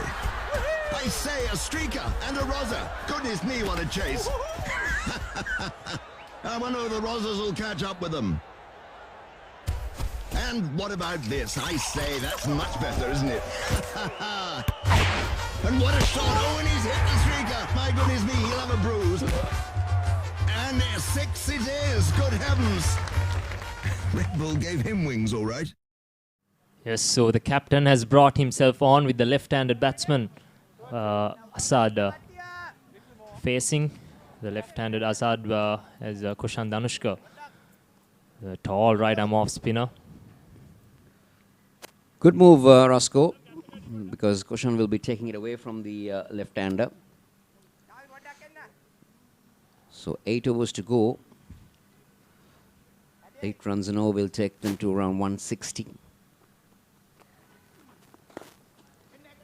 Nicely clipped into the deep. They're looking for the second. But good work from Dushan, keeping it to a single. Interesting to see how Farzan will go against the off spinner. Well, one thing is for sure, Rasko, that he will be targeting cow corner for sure, the mid-wicket region. He's going to go down on one knee and try to slog him over that region. I have a very good feeling that he's going to try that. But on the other hand, the Sri Lankan captain has only 4 men on the onside. Yes, an interesting field. No short fine leg as well. Farzan looks to be one of those BC players, so it'll be interesting to see how he goes against Jai Vikrama.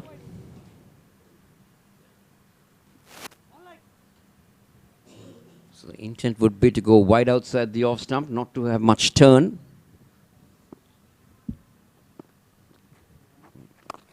There you go, exactly. Poor fielding there on the boundary line. Both the fielders weren't sure of who would go for it. 100 comes up for the Pakistan team. Flighted outside the off stump and very well executed, but as you said, not good work in the outfield. Definitely should have stopped that one. So I think Hashan Dumidu was the field on that occasion. Interesting delivery. I think it was a bit of a carom ball on that occasion from Koshan Jai Vikrama. Well, I think I could say he was lucky on that occasion because Farzan couldn't get proper bat on that because if there's no short fine leg as you mentioned, and so Jai Vikrama gets away with that delivery. Farzan is closing up on a half century.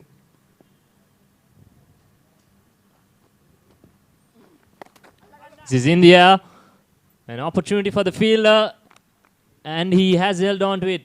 It's a very good catch in the deep. I think it's Dinu Vikramanayaka. Not the best of deliveries to pick up a wicket. It's a rank bad ball, and Asad's misery with the bat continues as he falls prey at deep square leg. That ball should have been definitely put away. Yes, it was there to be hit most certainly. As Mohammad Azad departs for just 2 runs. Another poor show from the skipper. It was a very good catch, I must say, from Dinu Vikramanayake in the deep. There you go. Short, and it had the elevation, but didn't have the distance. And Pakistan lose their 3rd wicket. Oh, so this would be the method. Let's go to pull things back for Sri Lanka, picking up wickets. Now they've taken 2 quick wickets within the space of 10 runs. That'll bring the pressure on the Pakistan team. Sri Lanka will, I would still feel that Sri Lanka will always fancy chasing something below 160, somewhere around the 160. But it gets to that 180 mark, you're always under pressure because you're starting with a run rate of 9 runs and over, and that can always creep up to 10. So the new batsman is Hamza Kadir.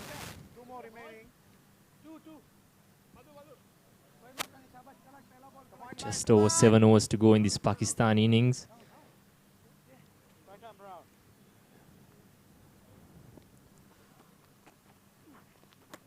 It's a good delivery once again from Jai Vikrama. He's conceded just 6 runs off this over so far, so he's done a decent job for his team. There you go, Hamza Kadir. Only a high score of 22. We'll get off the mark with that single down to long off, which will mark the end of the 13th over. Pakistan put into bat, 102 for 3.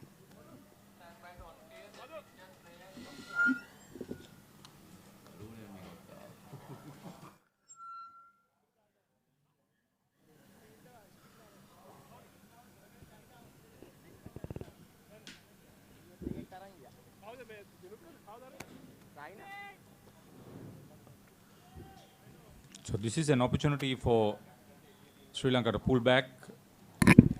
Captain will need to do well.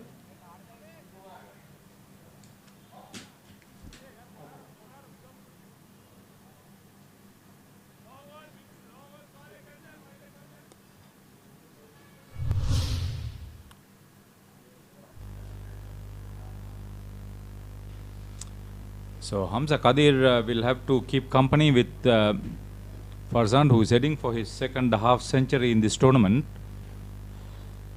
With the Sri Lanka skipper into the attack and picking up a wicket, I think he will be required to do well, Kosi, and get his team back on track. Well, I think that's what I did mention. The key for Sri Lanka would be to pick up wickets to put the pressure on the Pakistanis because they would always fancy chasing something around the 150, 160 mark, because if it gets beyond that, it's going to be pressure on the Sri Lankan batsman.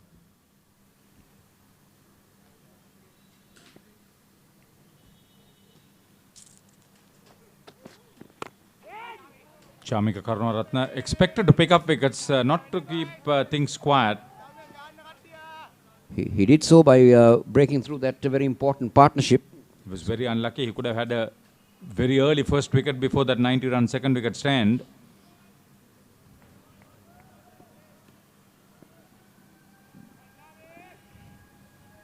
Things look good, certainly for Pakistan. Very strongly placed.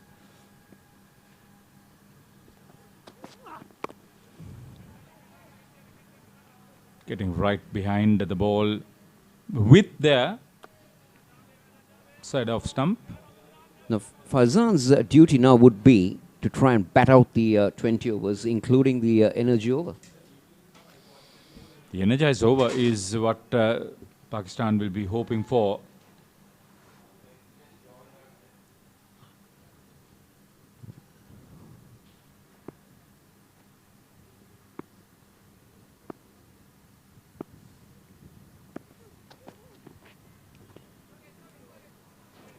Judge that line very, very carefully.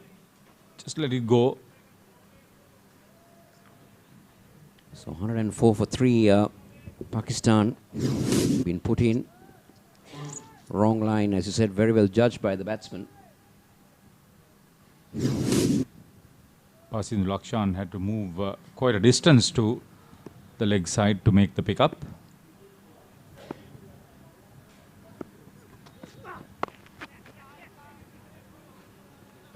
At least he's trying to bowl at the wicket and doesn't give the batsman a free run to play shots. Right thinking. It's very important, Haritha, during this period of play that you bowl straight, wicket to wicket, not to try and do something extraordinary or try to do something extraordinary.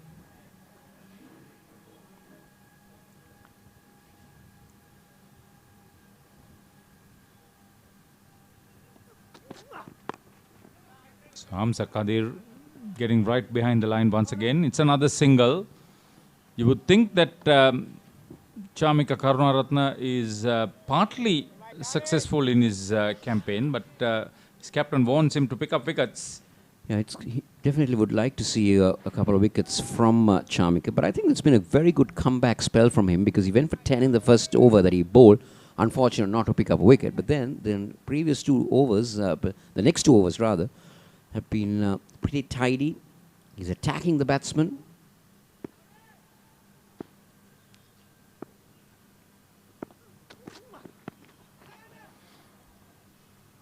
Didn't quite get over it.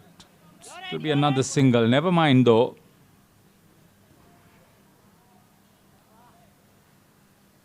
Pakistan have already laid the foundation for a very big total. It's just maybe, as Kosi said, a couple of overs, maybe another one more before they would probably call for the energized over.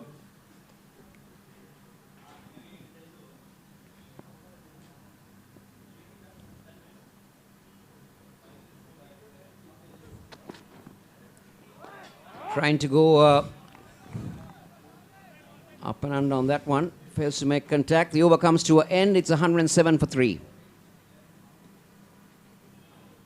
199, 200. Here it is. The treasure is down there. Start digging. Quicker. Quicker!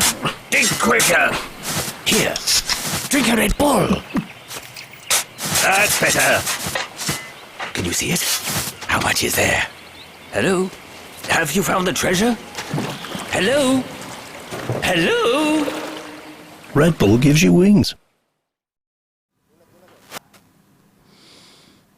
Chintaka Munusinghe and Taraka Sandurwan, the scorers on the giant scoreboard, kept very busy. Sanjay Jaisingh is helping us here.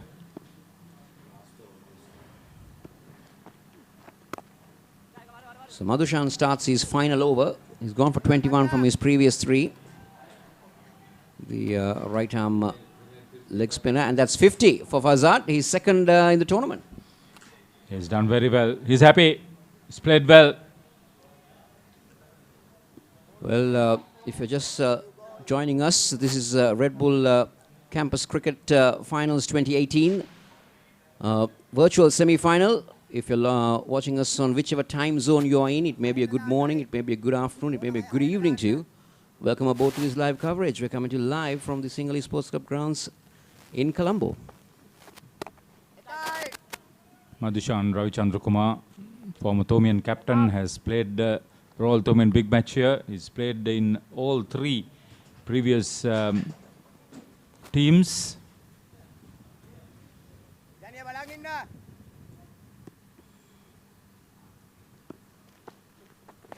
That's a poor delivery. Dropping it short, but lucky that it is not put away to good effect. Only a single. Yeah, his previous best bowling was a 3-wicket haul against India, who are awaiting the winners of this game to play the final tomorrow. Well played once again. Didn't try to overhit. Oh, very well placed. Brilliant work there. It's Qadir on this occasion, executing that perfectly. He didn't try to hit it too hard, just helped it along for the pace of the leg spinner. He was straying down the leg side, and it was turning into the leg spinner, dropped on the wrong line, and very well helped away. Paddle swept by Qadir. Quicker delivery. The key is to keep the ball in line with the stumps, not give anything away. If you try to do too many things, batsmen are very confident at the moment.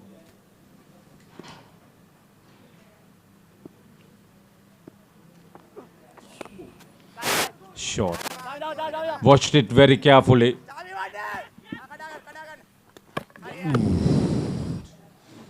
Did they make it? Got in. They've gone upstairs. That was a very tight call for the bat. How close was it?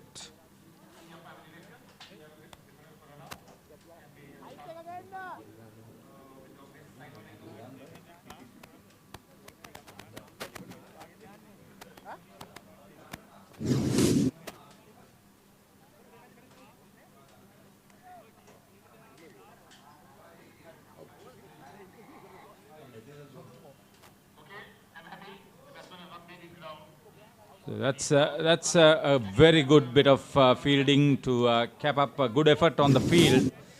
That'll give Sri Lanka a lot of hope. 3 quick wickets now. That's the 15th over that is completed. And Pakistan have lost their 4th wicket. That is a good situation for them to approach the last 4 overs with a lot more confidence.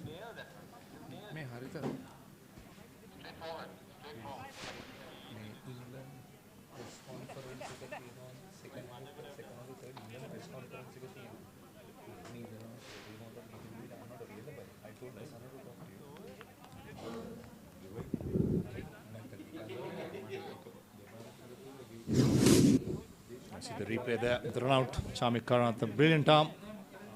From mid-wicket.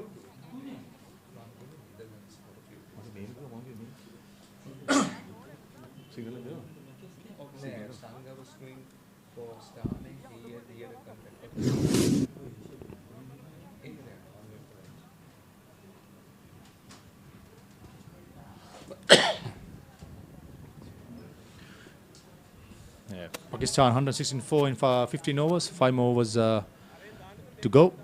And tossing 4 wickets, 6 wickets in hand. It's pretty interesting 5 overs to come up. It's going to make or break. Whether they're going to get a 160, psychologically 160 is a decent score. But Pakistan would love to have a little bit more than that, as you see. They've been joined by Roshan Abisinga. Good evening, Roshan. Yeah, it's a good effort by Sri Lanka, I think. 116 for 4 is a good comeback. When you look at the way Pakistan started, the way they went after the Sri Lankan bowling, the first 6 overs, they were in a mighty hurry. But I think the wickets that the Sri Lankans got, and also the spinners, I thought, particularly the right arm leg spinner, the left arm spinner, Padmanathan did bowl a good over, was able to try and tighten things up. But yes, as you said, Maha, last 5 overs, very crucial, 30 balls. It could be make or break, could be the decisive moment of this game. Padmanathan bowling at a very critical stage here. That's an interesting approach from the batsman, that is. Yeah, forward defense is something you don't see much in T20 cricket. You hardly see it in T20 cricket. Suleiman Ghani, strike to Padmanathan. Beautiful shot down the ground. And then very well executed and almost got the non-striker there. I think he got him right there. Yeah, I think he's in some pain. I wonder whether he was hit. But he is in definite pain. He seemed to be in some strife at the moment. I think it's his fingers.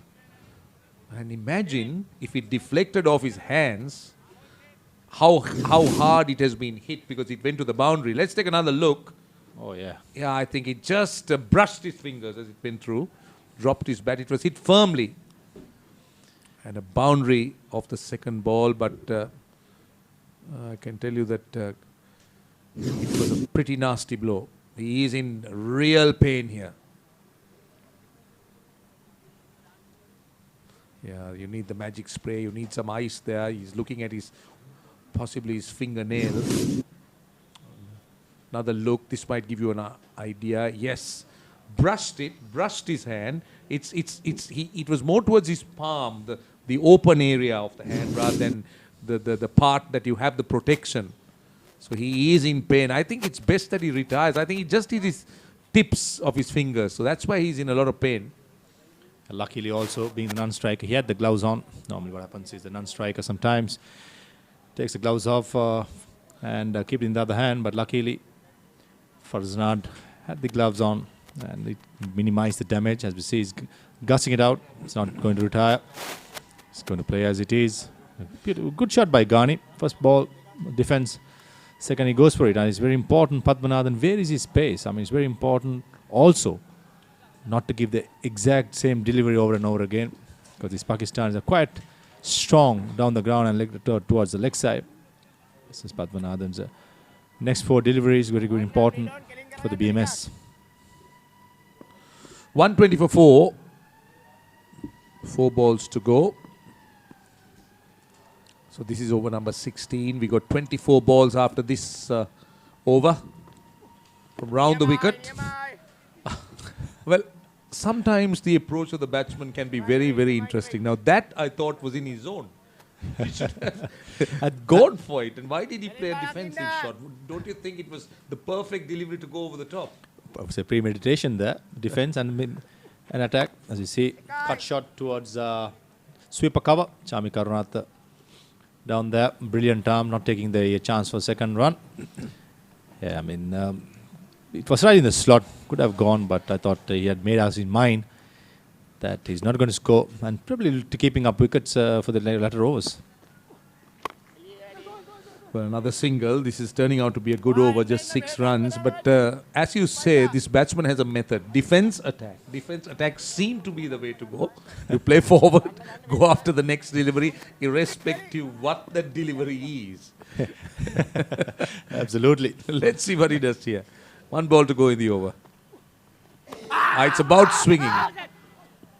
The wicketkeeper very, very interested. In fact, he was indicating go for the referral. There is no referral, so it's 122 for 4.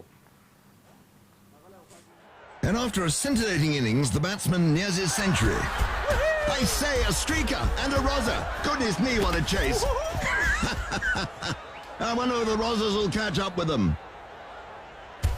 And what about this? I say, that's much better, isn't it? And what a shot. Oh, and he's hit the streaker. My goodness me, he'll have a bruise. And 6 it is. Good heavens. Red Bull gave him wings, all right.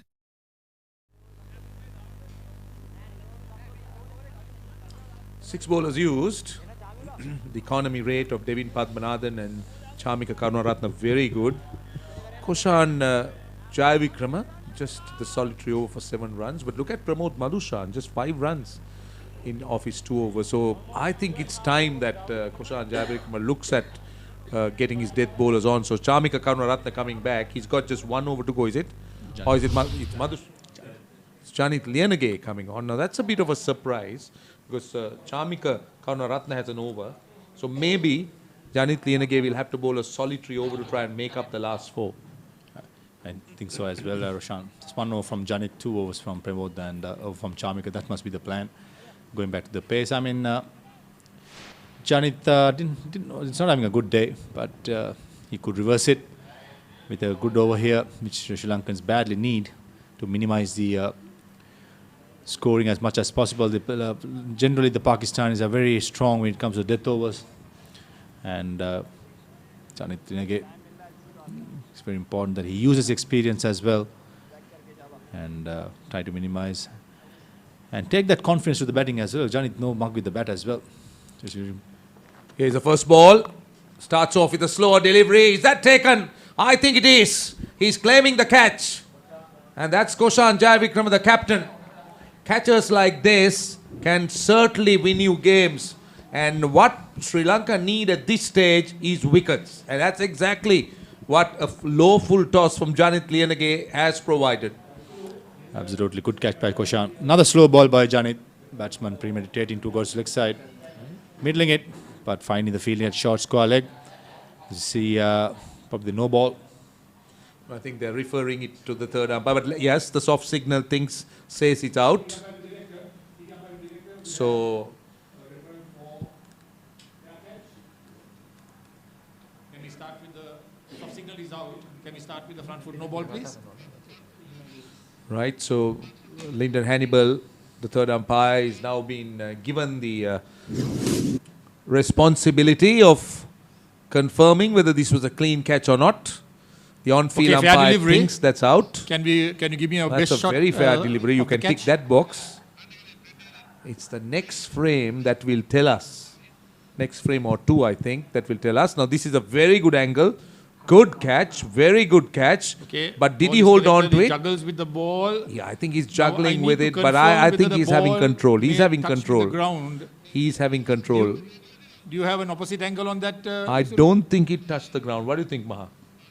I'm with you, Roshan. Thought it was a clear catch. He definitely juggled it, but never dropped it. Okay, can you just replay that one again slowly? Going through all the angles available to make this decision. The soft signal was out, so I think it will have to let it result.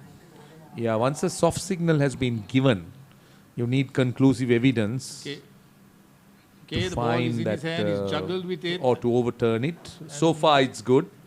It's good at that point. Even up to that point, it's good. But has it touched the ground? Well, I don't think so. I certainly don't think so. But I don't want to be Lyndon Hannibal now. Okay.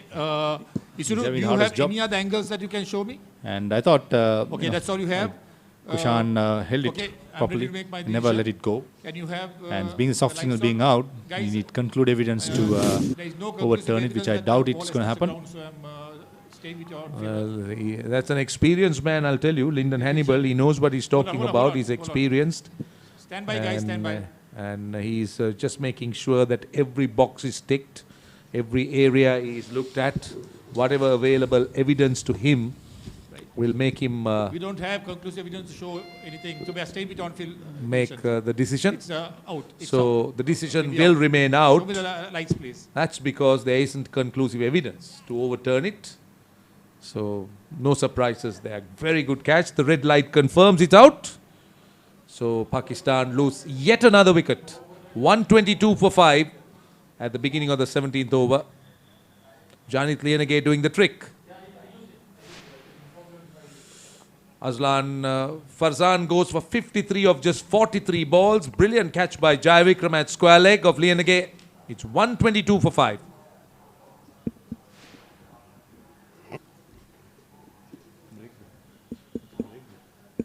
Break. Always break. Wicket is a break. Arsalan Farzanat, it's an important wicket that Sri Lankan picked up. He's been the highest scorer for Pakistanis. This is a good catch by the skipper.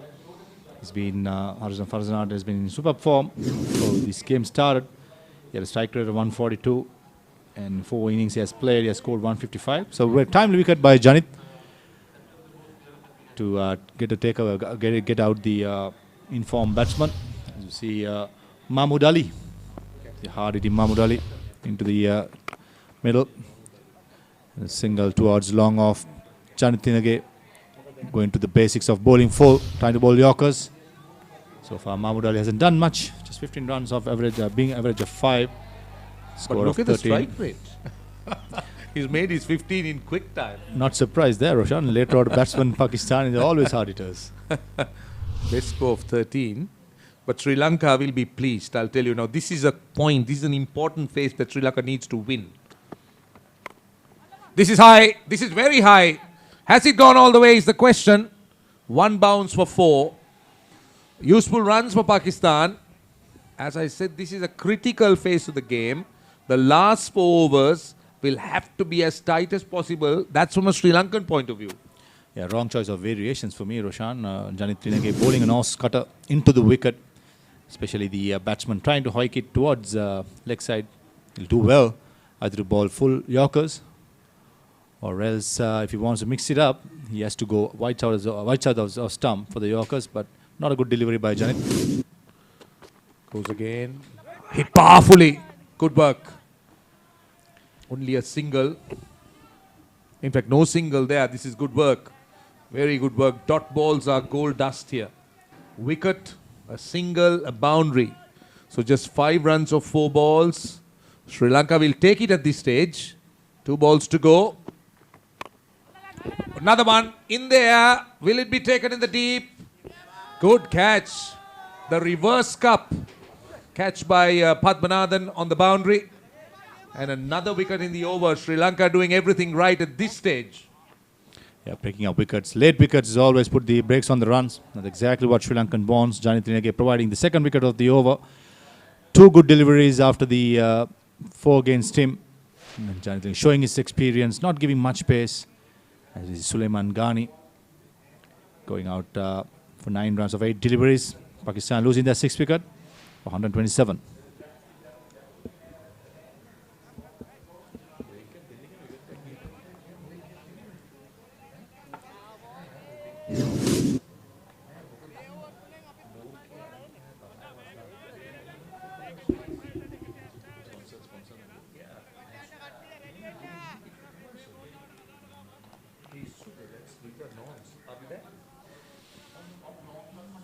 Another look.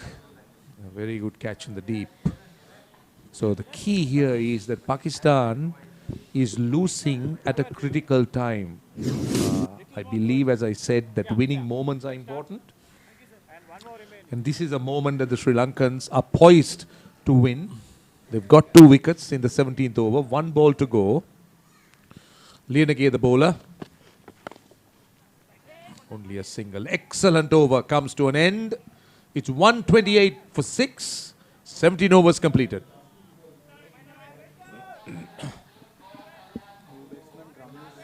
Shahid.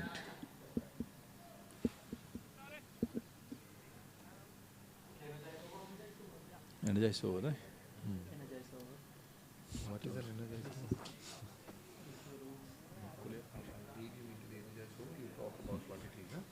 Basically, that game. 128 for 6. Now, this tournament has a very unique feature, and that is you can call for an energizer over, as they call it. Ramiz Shashid is the new batsman, and in case you don't know what the energizer over is, Faviz Maharoof is ready to try and explain everything. Tell us, Maha, what is an energizer over? So basically, it's just 1 over, and they're going to change the ball as well. It's going to be a pink ball, the brand new pink ball, just for an over.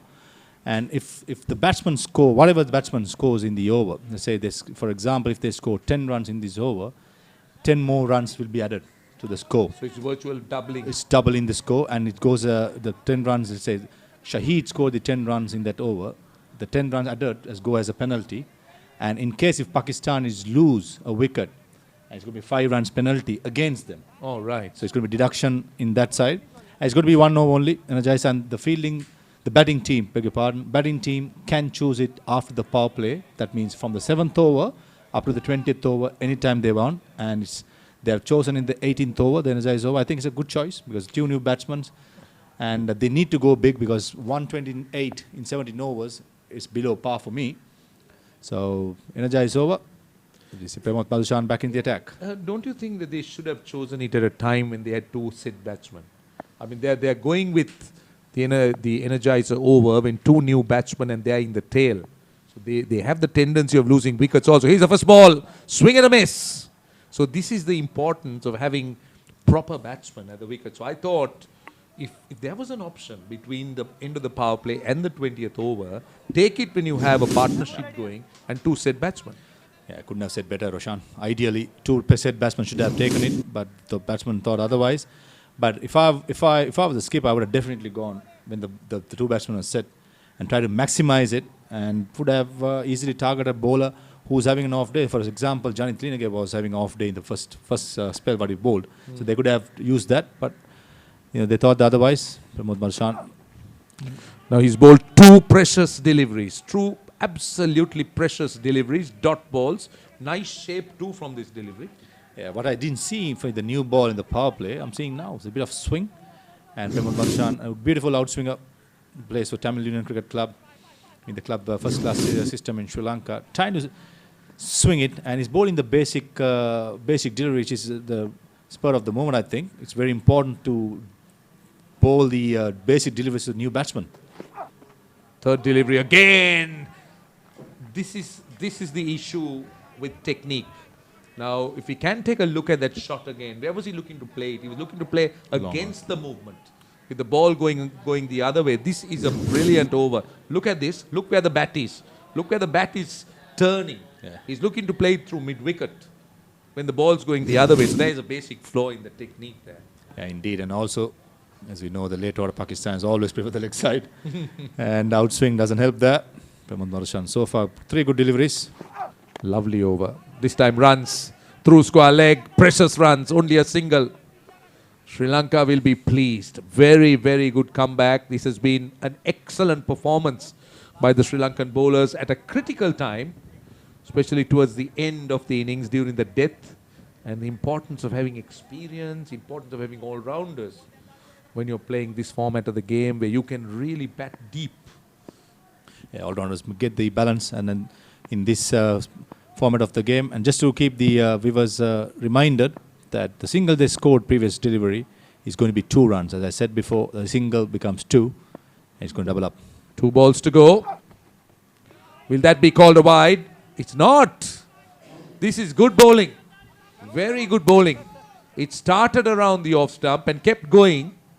And is this the same pink ball that they played night cricket with, Maha? The 2 different deliveries. Balls. Beg your pardon. It's one with the white seam, one with the black seam. So I think this is this is not the ball what they use for night cricket. The night cricket has a black seam, and this, for me, from distance, has I think the it has seam. a black seam. I can see a black seam in it.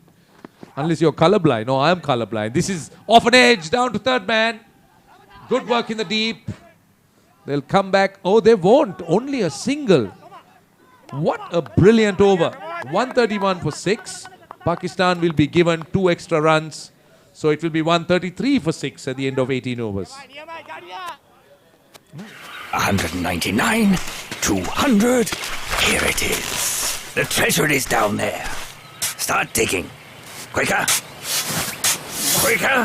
Dig quicker. Here. Drink a Red Bull. That's better. Can you see it? How much is there? Hello? Have you found the treasure?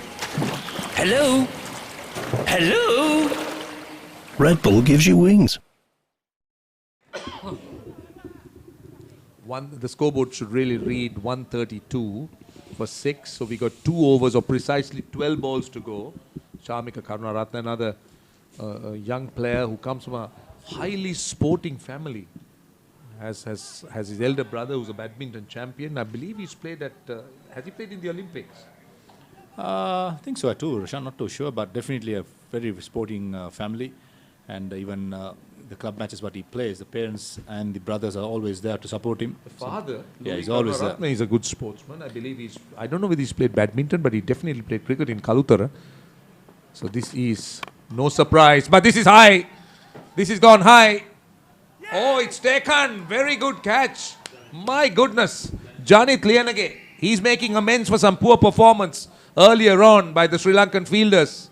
Running in from long on and took a particularly outstanding catch. And Pakistan losing wickets a little bit too much for their comfort. Yeah, catches win matches, they say. Brilliant effort. Janit Lianage ran all the way from long on towards the mid-on, about 25 yards, sprinted, dive forward. That's the hardest thing to do. The high catches diving forward and made it look so easy, Janit, showing his class and making up with the first few overs what he bowled, gave us so much runs, but definitely the fourth over he bowled, he came back well as feeling like this. We'll only get the momentum back to Sri Lanka. Yeah, he didn't. He was looking to go over the top. The length delivery, oh, what a catch that is. What a catch that is. Outstanding. As you said, running in and diving forward. Never easy, I'll tell you. But he certainly made it look reasonably comfortable as he took it in the end. 132 for 7. Pakistan in the 19th over, and they're sinking a little bit too fast. Sri Lanka will be pleased with their performance. And what do you think the right score here should be?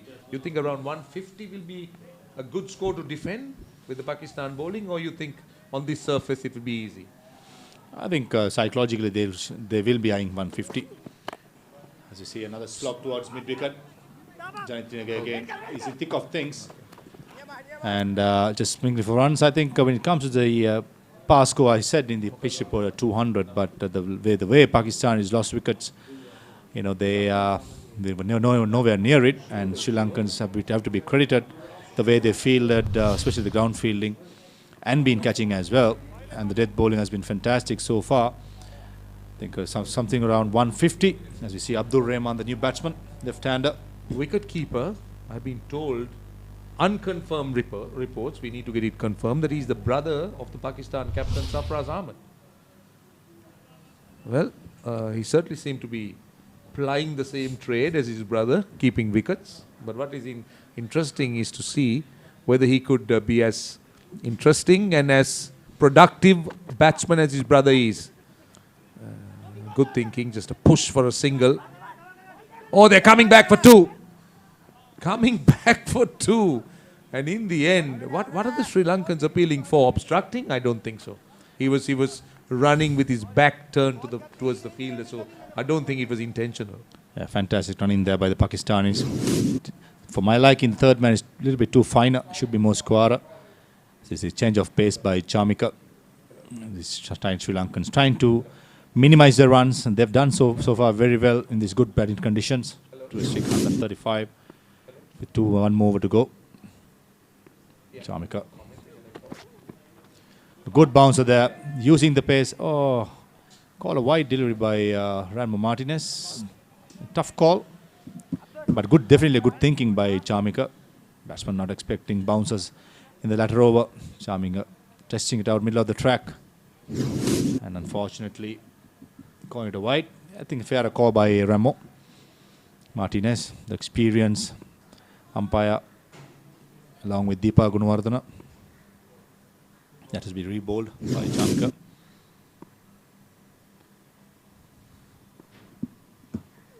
Over number 19 in progress. Swing down towards mid-wicket. Might go all the way to the boundary. Again. Oh, yes. Just not able to get rid of it. The fielder thinks he stopped it. But I'm not sure the umpire is convinced. Yes, he goes upstairs straight away. He'll need to be sure that that was saved. So let's see. I get the feeling that would have that would have gone very close to the boundary, and the chances are that it would have touched the ropes as well. But let's see. Taking a look, it's a good stop. He looks to deflect it, hits his body, and now it trickles back. Now the question is, did it stop? It's a 4. It has to be a 4. It has to be. I don't think that the ball could stop. Yeah, that's a confirmation. It will be a 4. Yeah, it should be a boundary. Should be a boundary. But a good effort. No faltering for him for the effort. Fantastic effort by Madhushan Ravichandra Kumar, giving his all, diving all the way. And Sharma Kakarot, 2 more deliveries. Needs to be more consistent with his lengths. Trying too many things for my liking. 140 for 7. That's a slower delivery. They're running on that single. Oh, that's a direct hit. Direct hits are always tight. The umpire is not taking any chances, but the batsman thinks he's gone. And so does the bowler.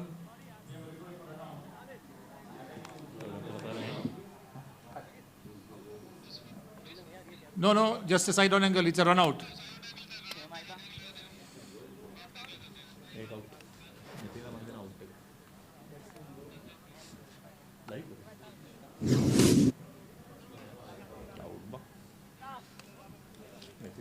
Okay, that's clear. The batsman is out. He has not made his ground. Can you have the lights on, please?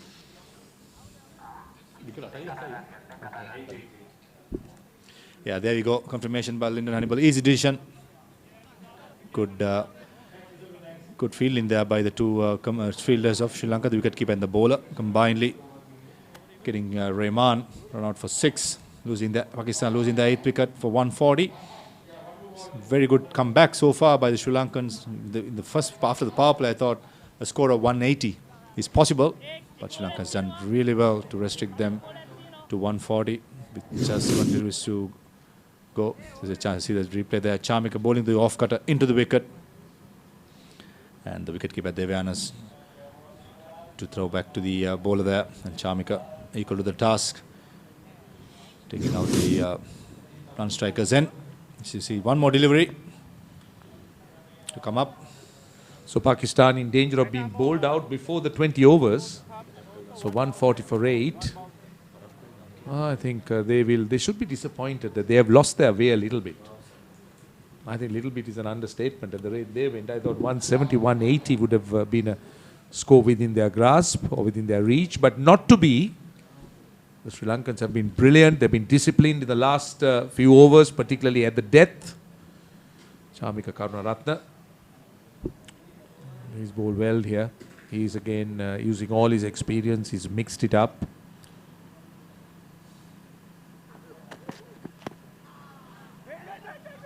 Oh, more confusion. More confusion. What are you doing? The fieldsman at point. What was he doing? There was a clear run out. Throw it over the bails to the keeper. He was trying to hit the stumps. Ex-keeper Koshan Jayavikrama trying to be a hero, but trying to get directed, whereas he easily could have threw the ball to the wicket keeper. He could have taken the bails off, but he just wanted to do by himself. What's going on? I mean, everyone. They have not spared the captain. It's 140 for 8. Yeah, comedy of errors there, Roshan. As you see, Pramod coming to this last over. And you see Deepal Gunawardene jogging away from the offside to the leg side. Still looking fit, our umpire. Yes, that takes a lot, isn't it, umpiring? He's a policeman, so he should be fit. But having said that, imagine standing for 5 days. Yeah, absolutely. That's the hardest task. I thought you were interested in the job once. You were talking about it. Have you given it up? What I've been thinking that to stand again in the sun after playing so long, but the sun makes me think twice, but not given up yet, not decided what to do going forward, to be honest, Roshan. I know that you've been asking me this question for a long time. No, because now. you told me this.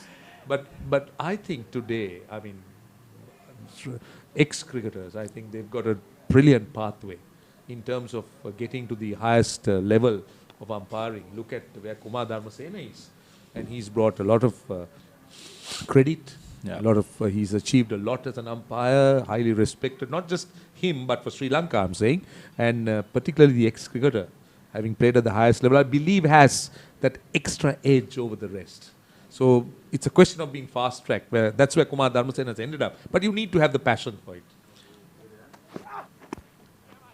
Very well bowled there by Pramod. Absolutely, Roshan, coming back to your point, something that behind my mind that I'm thinking what to do. But you going need forward. to have the passion for it. You need to have the desire for it. Well, definitely have the passion to be in the sport, but not too sure whether to what capacity I'm going to take up. So that's something that I have to work out. Yeah, interesting. But something to come up with in the near future. yeah, the good thing is there are options. That's being the wonderful thing of being a professional cricketer for such a long time. You get the options, and it's just a matter of listen to your heart and mind as both as well. So 4 balls to go in the over. This is a good comeback by Sri Lanka. They bowled so many dot balls in the last 5 overs. They've not given a boundary or hardly any boundaries. So they're keeping Pakistan down to a manageable score in this Red Bull Campus Cricket World Finals. The playoff game between number 2 and number 3. Pakistan are the number 2 and Sri Lanka the number 3. So 3 balls to go in the over.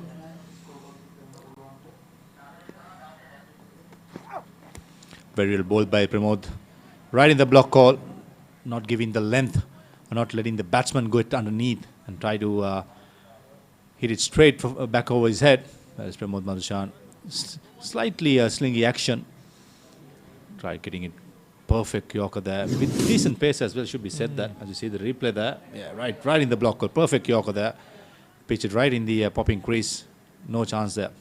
A nice follow through, nice action as you say. 2 balls to go. Another play and a miss. This is turning out to be a terrible over for Pakistan. Just 2 runs, 3 dot balls. And I think they've completely lost it at this stage. They're not looking for singles. They're just looking to blast and trying to do that. They're missing out just like that.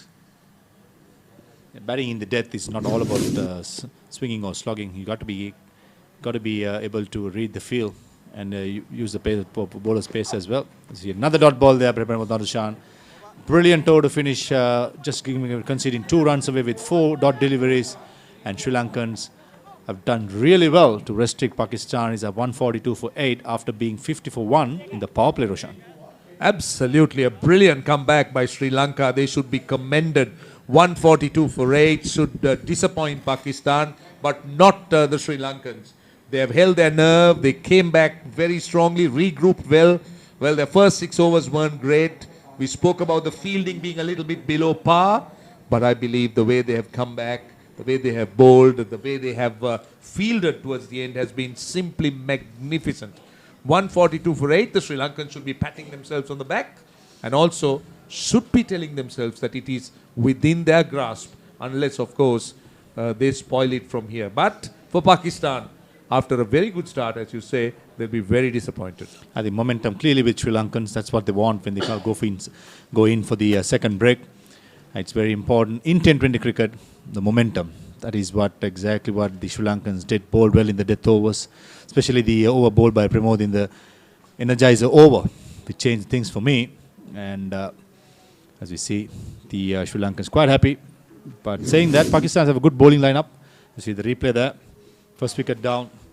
Sharma Kakarot holding on to an easy catch at mid-on of Pramod. And there onwards, there was a decent partnership for the second wicket. Some very good shots in between.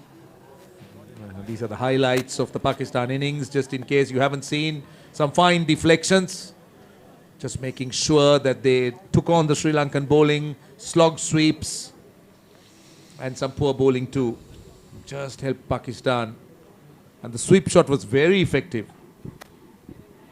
And this was the second wicket. Looking to swing wildly. And it was taken by the man at point.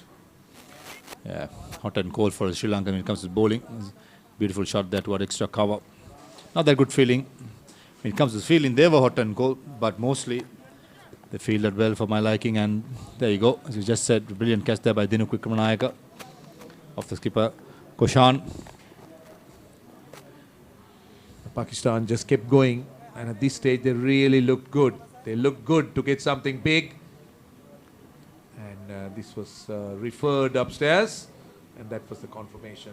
Umpire Lyndon Hannibal confirming. And then, brilliant catch by the captain, Koshan Jayavikrama. Start of the last 5 overs, Janit Liyanage, slower delivery. And he did manage to get another one in the over. And this was the time that Pakistan was losing their way in the battle. Yeah, this over and next over, the energized over, which made all the difference. This is the brilliant catch by Janit Liyanage. Coming all the way from long on, sprinting and diving it forward. You see this boundary by Rahman. And he was out the next delivery run out by Charmi Karunaratne, who had a brilliant day, uses all his experience and being the main number 1 bowler. And Pakistan finished at 142 for 8.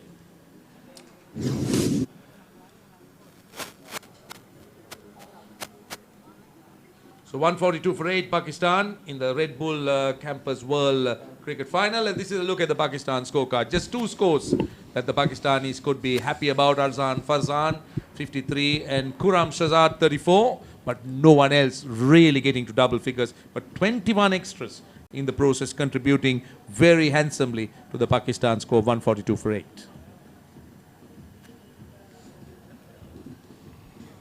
See the bowling lineup of Sri Lanka. Prema Madhushan bowled really well, just conceding 14 runs over 4 overs. Madhushan Kumar bowled well as well. Janit Liyanage, hot and cold, first 3 overs went for runs. He came back well to pick up 2 wickets. Charmi Karunaratne, for me, pick of the bowlers, bowled with pace, with variations. And Devin Padmanabhan did bowl as well as. And with the fall of wickets, the first wicket falling at 3, then a 90-run partnership. Then from there onwards, there's nothing much to speak about. They're finishing up at 142 8 and 21 extras. And Sri Lankans bowled really well for me and did come back.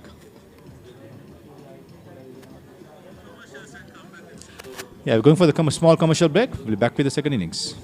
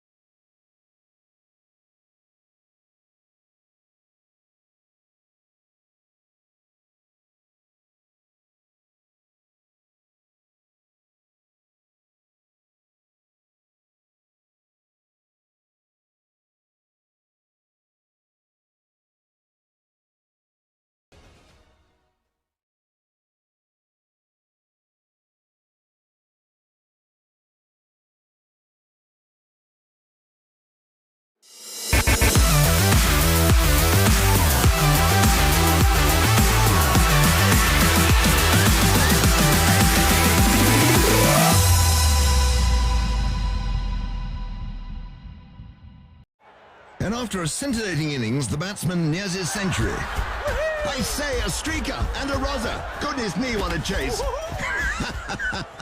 I wonder if the rozzers will catch up with them. And what about this? I say, that's much better, isn't it? And what a shot. Oh, and he's hit the streaker. My goodness me, he'll have a bruise. And 6 it is. Good heavens. Red Bull gave him wings, all right.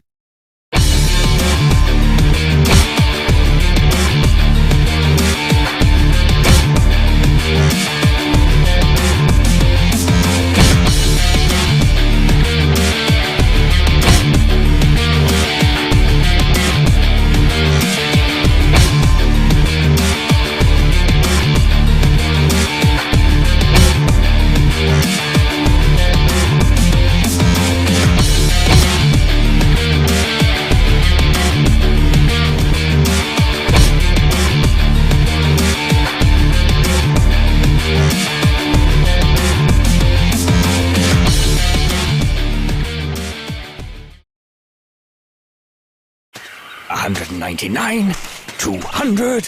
Here it is. The treasure is down there. Start digging. Quicker. Quicker. Dig quicker. Here. Drink a Red Bull. That's better. Can you see it? How much is there? Hello? Have you found the treasure? Hello?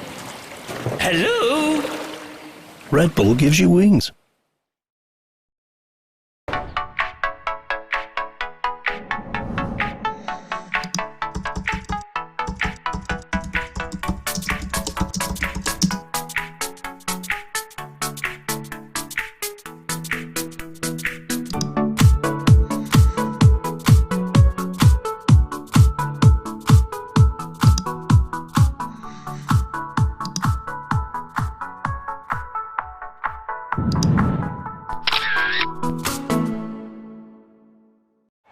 And after a scintillating innings, the batsman nears his century.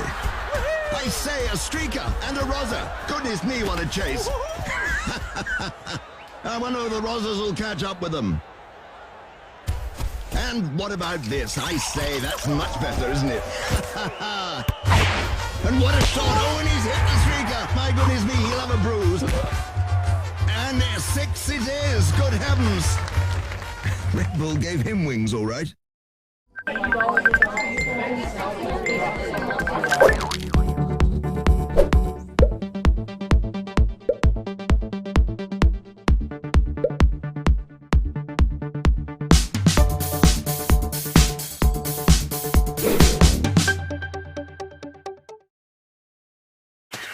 199, 200. Here it is. The treasure is down there. Start digging. Quicker. Quicker. Dig quicker. Here. Drink a Red Bull. That's better. Can you see it? How much is there? Hello? Have you found the treasure? Hello? Hello? Red Bull gives you wings. ක්‍රීඩා පුවත් සිංහලෙන් www.thepapare.com web අඩවියට පිවිසලා Sinhala භාෂාව තෝරාගන්න. Cricket, rugby, පාපන්දු, volleyball, මලල ක්‍රීඩා, පැසිපන්දු විතරක් නෙමෙයි වෙනත් ක්‍රීඩා සහ විශේෂාංග ලිපි උනත් The Papare සිංහල තුලින්. ඇයි අපේ වීඩියෝ පිටුව ක්‍රීඩාව හා සම්බන්ධ දහසකුත් එකක් වීඩියෝ, සම්මුඛ සාකච්ඡා. ඒ වගේම ඇසිදිසි, රග්බි පිටිය, පිටියේ කතා, ස්පෝර්ට්ස් මසාලා වගේ සතිපතා ජනප්‍රිය විශේෂාංග නරඹන්න. ඔබේ පරිගණකේ ටැබ් එකෙන් එහෙමත් නැත්නම් ස්මාර්ට්ෆෝන් එකෙන් ලබා ගන්න ඔබට ලේසියෙන්ම පුළුවන්. The Papare සිංහල ක්‍රීඩා පුවත් ඩිජිටලීකරණය. And after a scintillating innings, the batsman nears his century.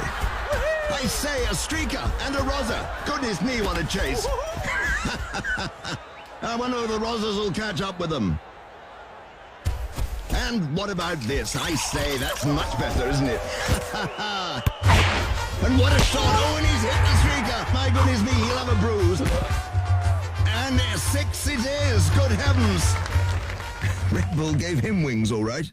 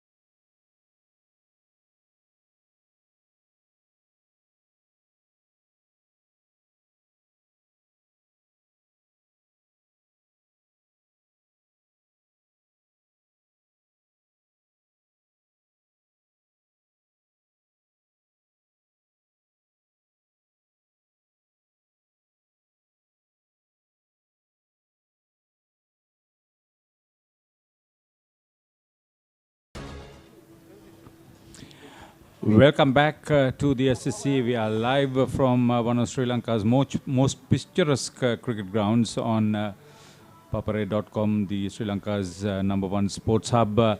The reply for Sri Lanka against Pakistan, who were restricted to 142 for 8 after being 93 for 1 midway through the 12th over. Welcome back, Kosila Sureshchandra. Yes, good afternoon, Haritha, and good afternoon to all our listeners or viewers who are logging on to us. It's been telecast or streamed through over 22 countries, and in whichever time zone you are in, good morning, good afternoon, and good evening, and welcome to this live coverage. As Haritha mentioned, we're coming to you live from one of Sri Lanka's most talked about cricketing venues, the SSC. The first 5 overs, Pakistan made 43 for 1, so that's the story. Madhushan Ravichandra, his 4 overs cost him 30 runs, a top score of 44 against the UAE, having played in all 5 matches coming into this game. Very experienced cricketer. He'll be opening the batting, the former Tomian captain. Yes, Pakistan lost as much as 7 wickets for the addition of 49 runs in 8.4 overs in their innings. 93 when they lost the second wicket, then restricted to 142 for 8. Tremendous comeback by Sri Lanka. So here's Sri Lanka's reply. What a way! What a way to go! I just can't imagine what was going through Madhushan's mind at that occasion. The first ball, you have no education of how the ball is going to be. He just darts down the crown or comes charging down, head up in the air, and he was trying to hit it over that big stand at long off, and he's played the price. He succumbed very first ball. Sri Lanka under pressure straight away. Yes, the Pakistan captain Mohammad Azad opening the bowling, kept it in line with the stumps.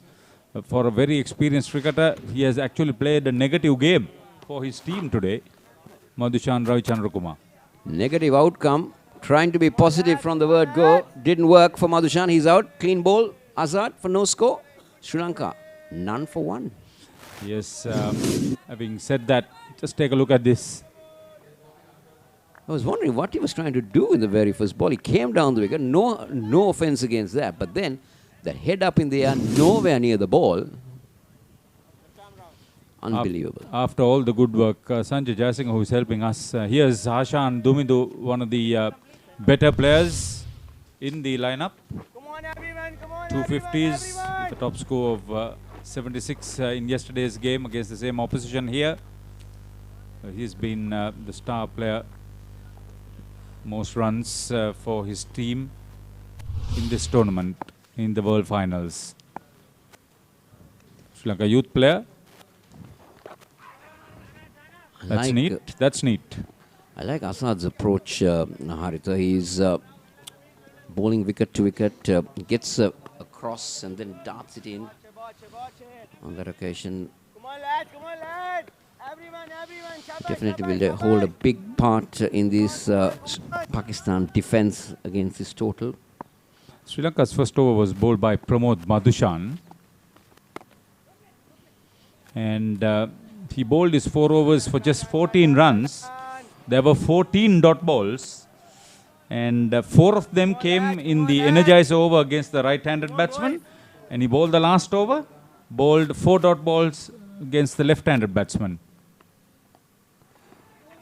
Oh, there's a big misunderstanding, but the batsman will manage to get back. A lot of yes, a lot of no's. Best thing to do was get back to your respective places. You see, the Pakistan captain has put Sri Lanka straight away under pressure. This is quality bowling. Took the pace off. He's bowling wicket to wicket. It's his line that makes such a big difference. As they pick up another easy single. Well, interesting stats there, Haritha, about how Pramod got about his 4 overs. Yeah, Chamika Karunaratne and Janit Lienage picked up 2 wickets each. There were 2 run-outs, but it was Pramod Madhushan who made all the difference to me.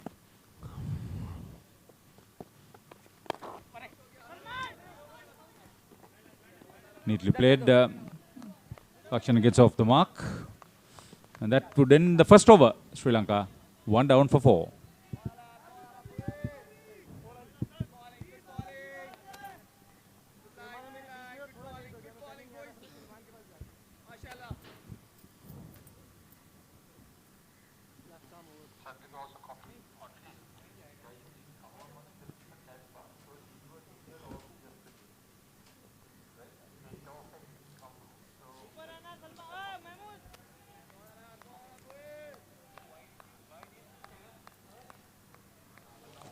So it's going to be left arm pace, something we see very often with the Pakistanis.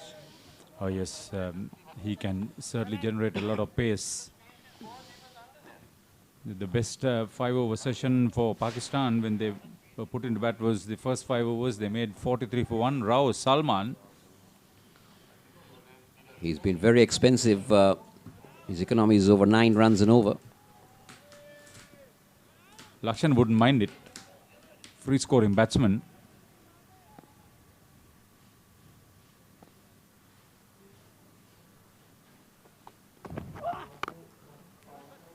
Beautifully driven into the gap between extra cover and cover. First boundary for Sri Lanka. Definitely very well executed. Given that width, and Lakshana accepts it very well. Sri Lanka 8 for 1. Beautiful hit. Given width.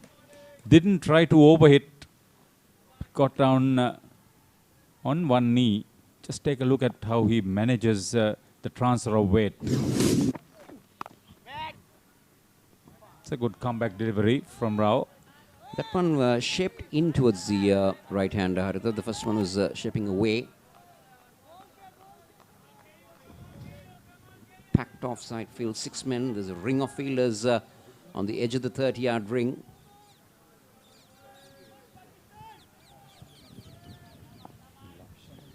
Point cover, an extra cover.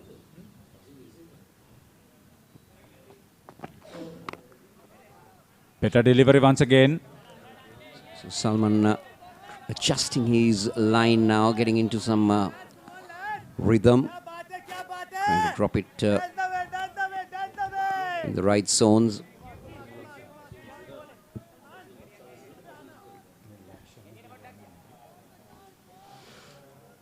Should have got the eye in, having kept for 20 overs, was in the Lakshan.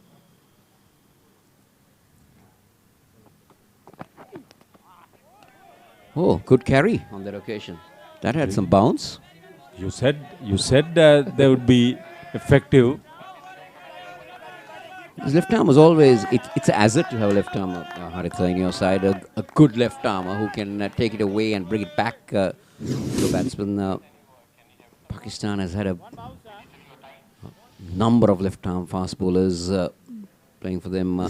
He would have been annoyed being hit for 4 first delivery.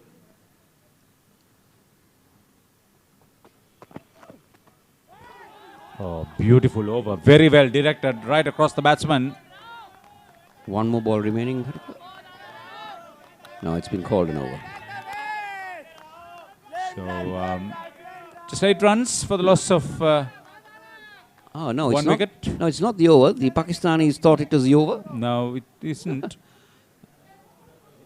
And they just kept coming in to change. Yeah, after conceding 4 runs, 4 dot balls is what is needed.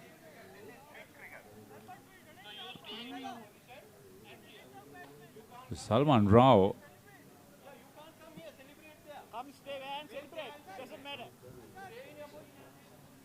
Two umpires, Deepal Gunawardena and Ranmo Martinez on field. Lyndon Hannibal behind the television screen. Chandrika Amarasinghe, the 4th umpire.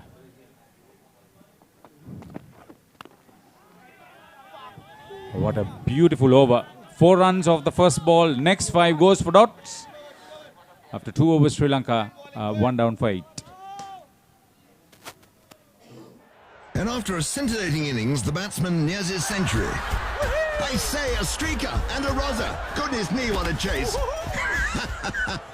I wonder if the rozzers will catch up with them.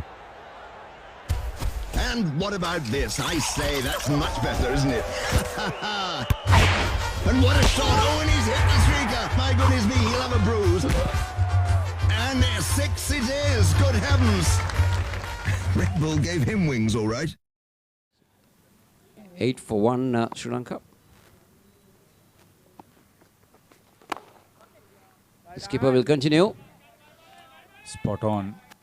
So 6 balls after a boundary have not produced a run for Sri Lanka.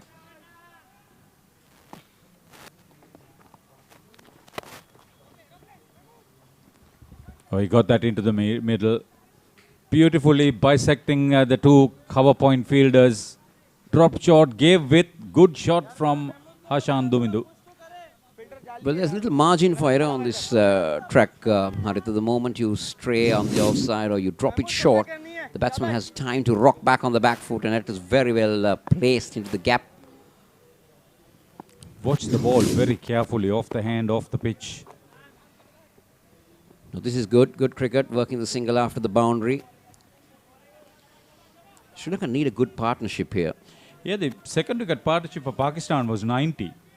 So they would want to do something at least close to that.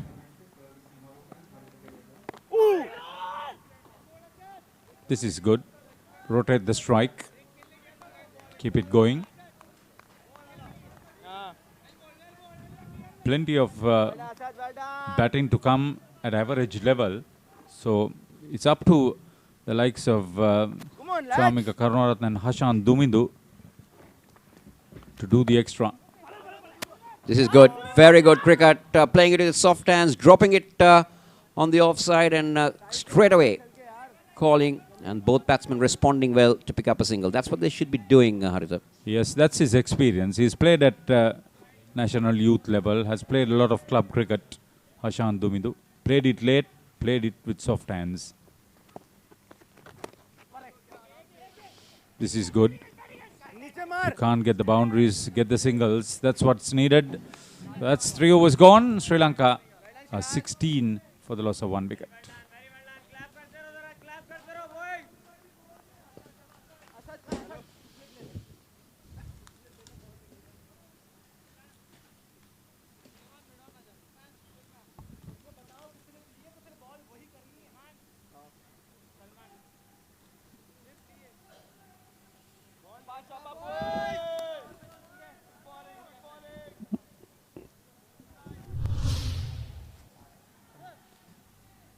Welcome back, Fawaz Maroof. Thank you, Haritha. As you see the scorecard, Madhushan Kirtikumar knocks it down the track. First delivery, unnecessary start, to be honest. And lost a wicket. So far since then, Hashan Dumindu and Lakshan has been doing really well. See the fourth and start of the fourth over. Wide off your stump. Lucky to get away. Sorry, Haritha. Yes, Salman Rao has been very effective after conceding a boundary of the first ball he bowled in this match. Bowling with power, with purpose, and with efficiency. Also, I thought... yeah, he was a bit lucky. Yeah, a bit lucky. Definitely a bit lucky. Getting called a wide delivery, previous delivery.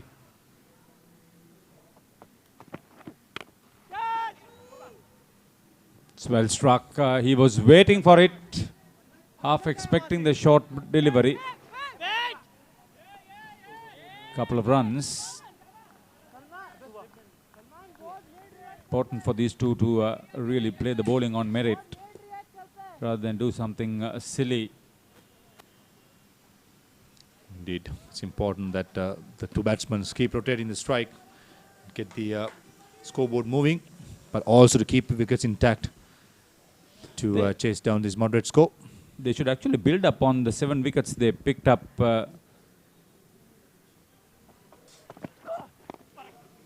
to give themselves a fighting chance of winning this game.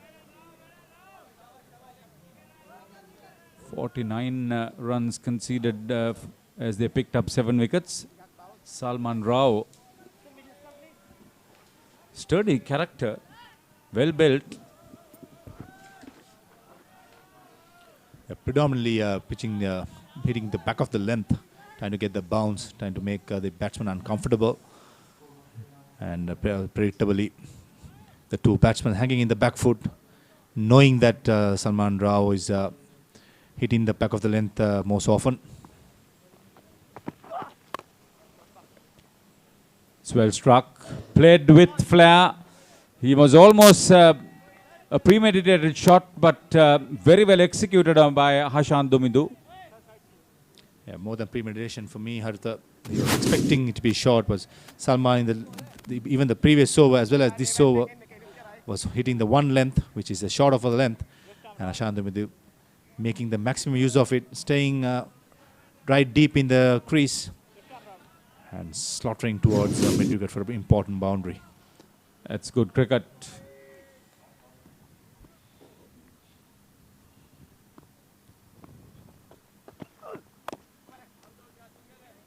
Punch towards deep third man for a single. Hashant Ghosh, good cricket there.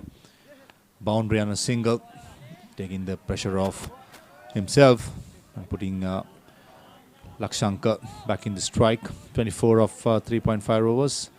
His power play is going to be very important for the Sri Lankans. If you get about 40 to 45 runs, losing 1 wicket, I think they are well on the course of going for at the the win. end of the first 5 overs, Pakistan had made 43 for 1. And their last 5 overs, they lost 4, adding just 26 to the total. It's good batting there. Delicate touch. Very good batting there by Lakshanka for a boundary. It's not a genuine edge, but definitely a dead touch to end up over. End of the 4th over. Sri Lankans 28 for loss of 1 wicket.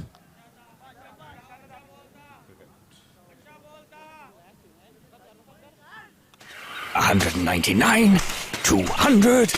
Here it is. The treasure is down there. Start digging. Quicker. Quicker. Dig quicker. Here. Drink a Red Bull. That's better. Can you see it? How much is there? Hello? Have you found the treasure? Hello? Hello? Red Bull gives you wings.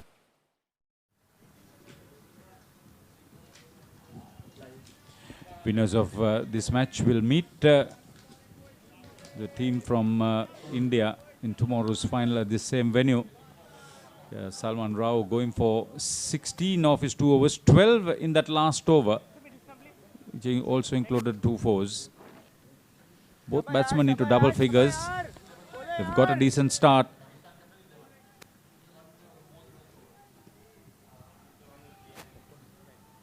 Indeed a good start so far after losing the first wicket. The very first delivery, as you see, Hashant Dumindu. Good batting there, down the track using his feet for a single towards mid-wicket, as you see. Skipper Mohammad Azad into the attack, the left-arm spinner, leading from the front. Barbell as well. This is Lakshanka.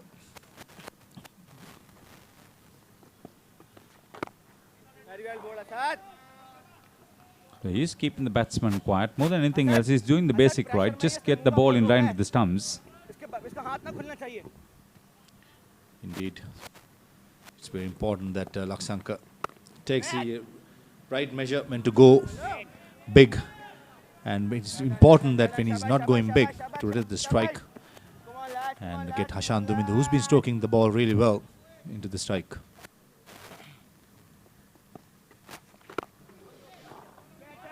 Should have gone for runs, didn't. He was half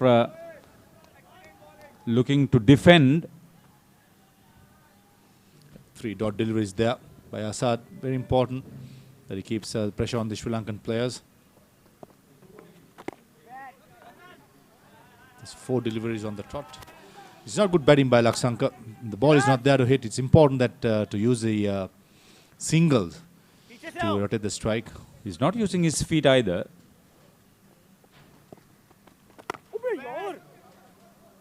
Excellent over, 5 dot balls. That completes over number 5. Sri Lanka 29 for 1.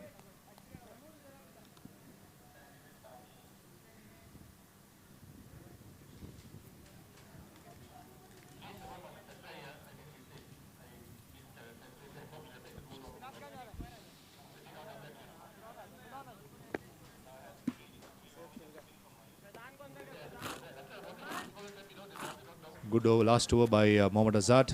Just giving away 1 single and bowling 5 dot deliveries. That's the pressure the Pakistanis will look forward to put to the Sri Lankan batsman. But I said before, it's not that good batting by Lakshanka. Need to be more busy when it comes to making the singles, especially in the power play. When the ball is not there to be hit, it's important that you use the single. As you see, a change of bowling. Ospin Ali coming into the attack to replace Rao. And this is Hashant Dumindu so far, but batted well for his 13 of 11 deliveries. And we welcome back Roshan Abhisinger. Well, good afternoon. 29 for 1, 5 overs. Time for some off spin. The Sri Lankan batsmen have batted sensibly. What I like about the pair is that they have looked not just for boundaries, they've also got singles, they've looked to knock the balls into gaps. That tells you the experience. The experience of playing this format, playing in domestic cricket. Both these players are first-class cricketers. Oh, good work at point. Very good work at point.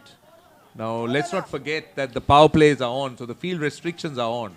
You can only have 2 fielders outside the circle. So anything that goes past a fielder is sure to be a boundary. Punched off the back foot, just like that. That's what I'm talking about. There is no cover on the boundary. So short and wide would mean asking for trouble. And in this case, Lakshankar hitting it quite easily off the back foot. Yeah, welcome boundary to Lakshankar. After 6 dot deliveries, the 7th delivery goes for a 4. Not that good bowling by Ali. Not bowling to his field. Having the 2 fielders outside the ring, a deep mid wicket and long on, and bowling a half the wrong hop on the offside and getting smacked towards extra cover. As you see, good batting by Lakshankar here. Boundary and a single towards short mid wicket. It's important that he rotates the strike, as I said before. That keeping the scoreboard ticking, as well as not putting much pressure on Hashan Dumindu, who's looking ominous touch.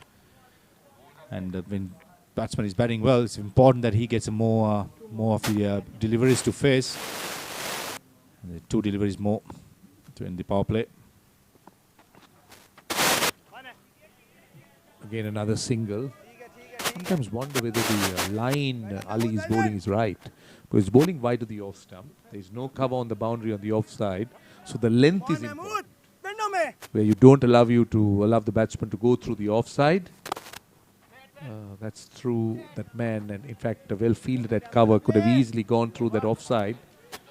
1 ball to go. In fact, it's the end of the over, end of the power plays. It's 36 for 1.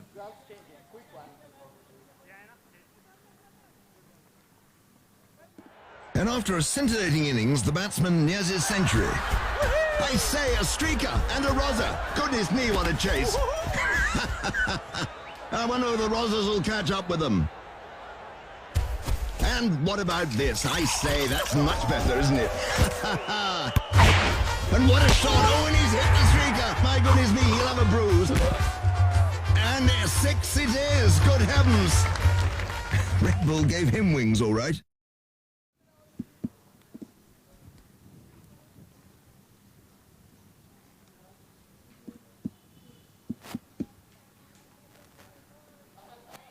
(36 for 1), 6 overs completed. Now 107 runs of 84 balls. That's the current equation. The Sri Lankans won't be too worried about it at the moment. Plenty of wickets in hand, plenty of overs left in the game. But the Sri Lankans will have to ensure that they continue and maintain a certain run rate. We're going to see Shiraz Hussain. His economy is decent. Plenty of spinners for Pakistan. A lot of spin bowling options. He's a left arm spinner. Towards a short wicket for a single. It's important that one of the top order batsmen bats right throughout, and the middle order to bat along with the top order batsman. And that should be the way for the Sri Lankans to go forward to win this game. One batsman has to play the anchor role, and the rest of them just have to, go after the bowling whenever possible. But it's important the set batsman finishes off strong. You see Shiraz Hussain bowling a nice tidy line and length. And he's correctly said, Roshan, there are 4 spinners already been seen in the 7th over. Yeah, so the Pakistan bowling attack is revolved around spin. What the Sri Lankans are doing well here is that they're rotating the strike, just minimizing the dot balls. They're just looking for singles, which is good. Just keep working it into gaps. Look to pounce on the real loose delivery. So Roshan, it's cut shot towards extra cover. And also Roshan, it's very important the batsman not going into a shell. That there's two top order batsmen, they get to communicate in the middle. One guy has to take a calculated risk somewhere in an over, at least to go for a boundary to keep the run rate going forward. But it's also important not to put too much pressure to the batsmen who's coming in, because this wicket suggests us that it's not easy to straight away go in there and play a natural game. So I just hope that Sri Lankans will communicate better in the middle and not go to their shell. So single to end the over.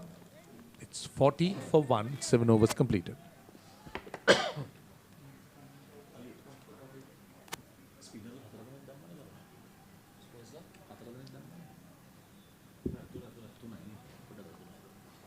That's all right.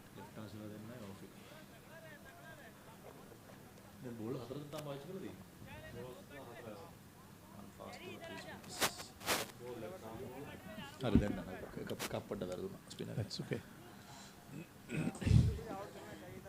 40 for 1. Sri Lanka need 103 runs of 78 balls. Always in the T20 format, it's a case of comparing runs versus balls really, rather than looking at runs per over. It finally comes down, matters down to runs versus balls. We're seeing the off spinner continuing. Once towards extra carve for a single by Lakshanka. I just feel that Hashan Dumidu might be the one of the batsmen to take a risk in this over, because they need to take a risk, at least a risk for an over. That's a wide. That's a wide. These are useful runs. With the power play over, Pakistan now has the option of having a few more fielders outside the 30-yard ring. Short. And oh, that's a boundary. Not great fielding again. I think the standard of fielding has been a little bit below par. One expects in this tournament, where there is a fair distribution of first-class cricketers playing, that the standard will be better. Look at this. It's a very good shot. That should have been stopped. Diving on the boundary, definitely should have been. He did all the right work getting to the ball fast as possible, but in the end couldn't get the dive properly. I went for a single. As you see, Hashan Dumidi off his pad. Hashan Ali just ball to his field as well. Sorry, Roshan. Deceived, isn't it? He was shaping to play a shot and then just padded away. I was a bit surprised to see that. I thought maybe a sweep shot, a little nudge. Well, they decided to play with the turn. They're not going to take too many risks, just playing it through that gap on the leg side. They're at the moment looking for those gaps on the leg side. So many singles available to them, with the off-spinner looking to toss it up. And also they got the important boundary for an over. So it's a matter of working the singles. If you take up one boundary and probably 4 singles, that becomes 8, and that's exactly what you want in this situation. So Hashan Dumidu is being very smart, scoring that boundary, and the next is single as well as Lakshanka. So already this over has gone for about 8 runs and a ball to deliver. Yeah, 1 ball to go in the over. Another single. This is a brilliant over for Sri Lanka. They have maximized the impact of the boundary. It's 49 for 1, 8 overs completed. 199, 200. Here it is. The treasure is down there. Start digging. Quicker. Quicker. Dig quicker. Here. Drink a Red Bull. That's better. Can you see it? How much is there? Hello? Have you found the treasure? Hello? Hello? Red Bull gives you wings. That played, the batting order will definitely be different. The game is nicely poised, Roscoe. What do you think? Yes, most certainly Sri Lanka are setting themselves up beautifully here. Hashan Dumidu and Pasidu Lakshan playing it smart at the moment. And, they have got some good batsmen to follow as well. Dinuk Vikramanayaka, Janit Liyanage, as you said. And a big blow. I don't think Dinet Timodya, one of their specialist batsmen, will come out to bat after that injury early in the day. So Sri Lanka will be a man short. The left arm spinner starting off. Now these are deliveries that the batsman should capitalize on. Short and wide. There is nobody behind point on the offside. There's a man on the cover boundary. So anything behind point in the gap is runs. So first ball missed out. This is clever bowling. But the 50 is up. I like this left arm spinner. He seemed to have the right idea. He's looking to vary his pace. His lengths are good. And so far, just a single of the first 2 balls. And he's just gone for 5 runs in his second over. Yes, a crucial stand as well, as the 50 has come up for Sri Lanka after that wicket off the first delivery in the innings. So we got Lakshanka on strike. Steered, very well steered indeed. That's clever. This outfield is brilliant. That wasn't hit hard at all. It was a gentle nudge using the pace of the ball. He's not happy. He is not happy. And I can understand that because he's bowling a good line and length and he needs the support of the fielders. Now that's not a bad delivery at all. But, well, you can't fault the fielder because his outfield is so fast. Yes, I think what he was complaining about was he wanted that field a bit more finer, I think. And however, should have been working on that before the ball was delivered. Another single, very sensible. This is what a batting side needs. A boundary can be followed up with singles. You don't need boundaries to follow up boundaries. Well, if you can get it, it's fine. But at least a single so that you add a lot of value to that boundary.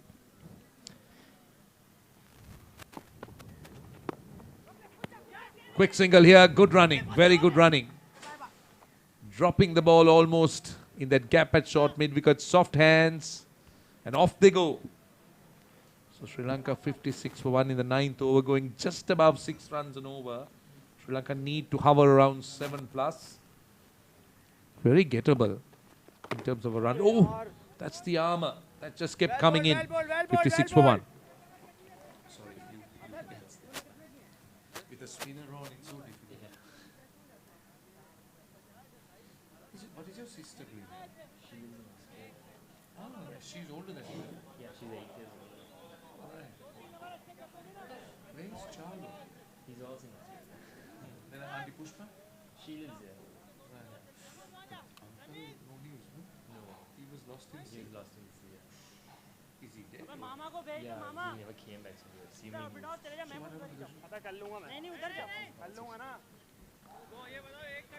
it's 56 for 1 after 9 overs. It's been a decent start from Sri Lanka. Decent recovery, I must say, after that blow of the first delivery when Ravichandra Kumar was dismissed.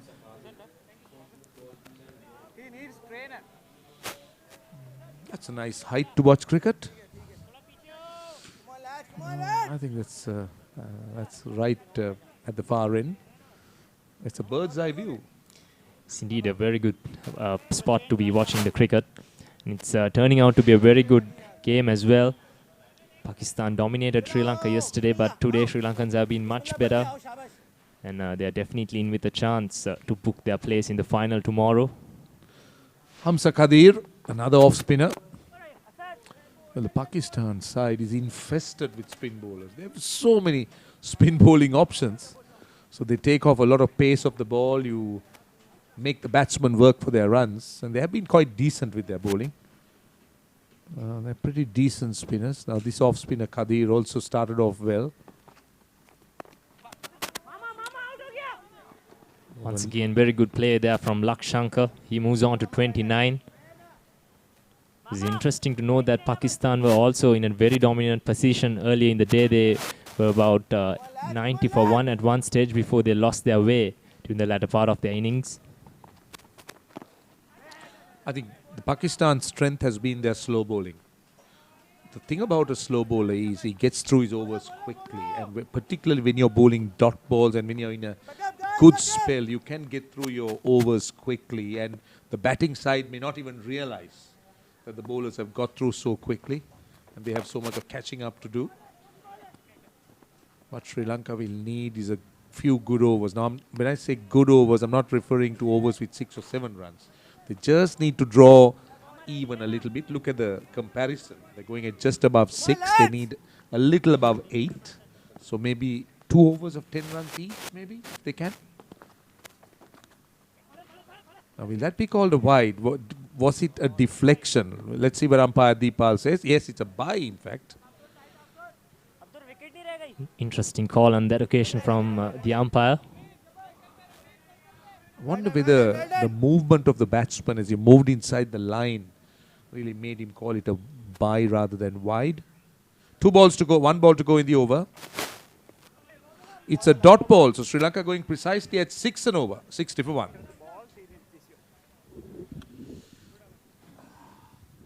And after a scintillating innings, the batsman nears his century.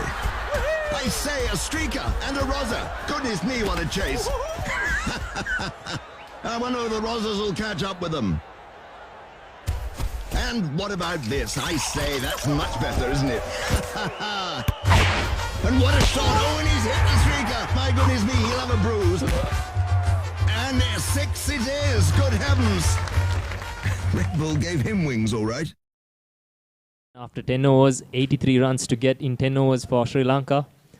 It's been a good partnership so far between Lakshanka and Dumidu. They put on 60 after that wicket off the first delivery in the innings. Now, seems like Pasindu Lakshanka is getting some treatment, some hamstring trouble probably. As I say, good evening to Kosala. Good evening, Roscoe. So 8.3 is what Sri Lanka require from this point onwards. So that's going to be not an easy target. These batsmen have got a start, so they need to take it from there this point onwards. You can see those worms, the Sri Lankan worm dipping a little. The Pakistan is about 79 at the end of this time period of play for 1 wicket. So on wicket comparison, both teams have been okay, but Sri Lanka needs to hold their head up. Maybe 1 or 2 good overs will bring them back into the game, Roscoe. Yes, I think the energizer over will be very important for Sri Lanka. Pakistan only got about 2 runs from it, if I'm not mistaken, which adds up to 4 since that over is being doubled.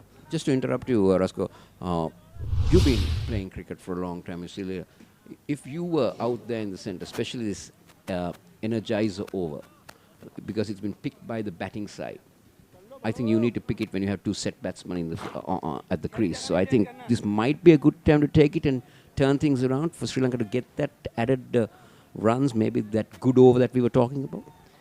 Yes, and they don't even have to get too many runs. Getting about 8 or 9 runs off the bat will get them about 16 to 18. Yeah, so I think I think they should play it very neatly. Pakistan missed out on that. Yes, they certainly did. They took it in the 18th over when their number 7 and 8 were out there in the middle.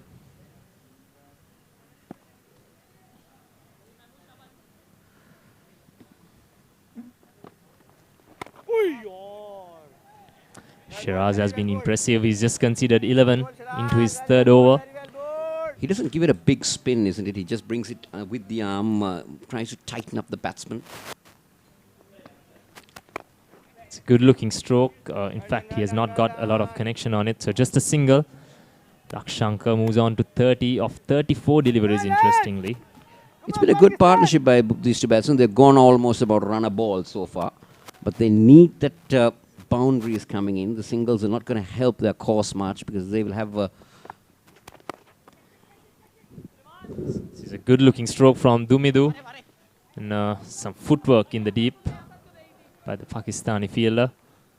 Good stroke on that occasion from Dumidu. Looking to go inside out over the extra cover fielder. what the Sri Lankans should be aware of, that they mustn't leave things far too late. Good play once again from Dumidu. The equation has come down to 79 of 56 balls now. It's turning out to be a brilliant game once again here at the SSC. Pakistan is posting 142 for 8, batting first.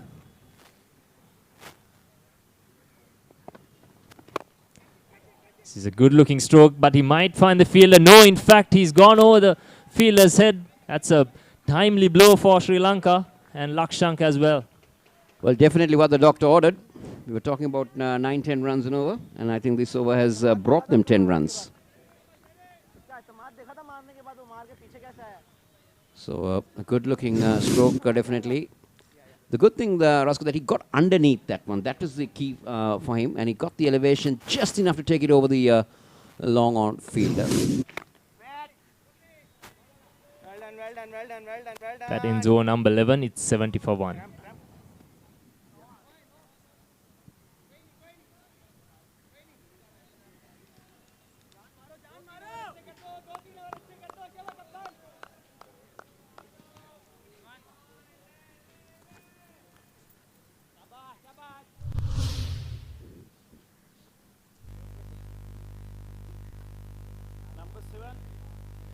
This is the bowling card for Pakistan. Mohammad Azad, the skipper. He's been impressive with 1 for 11 off his 3 overs. Salman and Mahmood Ali were slightly expensive considering the total that they're defending. Now the interesting factor is if you look at that bowling card. This is a healthy outside edge and it's running down to the boundary. It's a welcome boundary for Sri Lanka and Hashan Dumidu as well. We're speaking about the pace of this outfield and it certainly helped Sri Lanka on that occasion.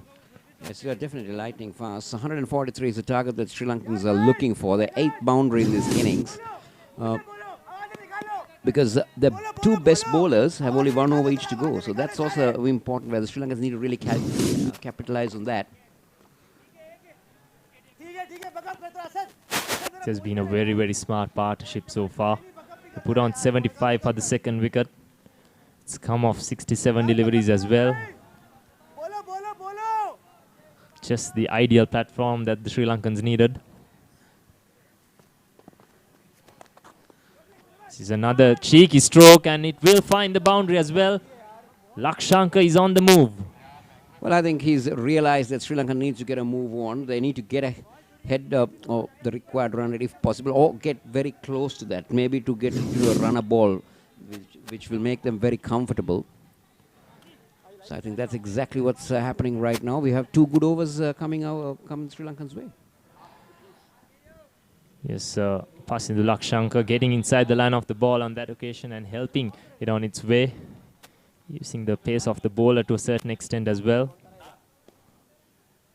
He moves into the 40s with that stroke. Big appeal on that occasion. Height was definitely a factor. You can see umpire Gunawardene is saying too high.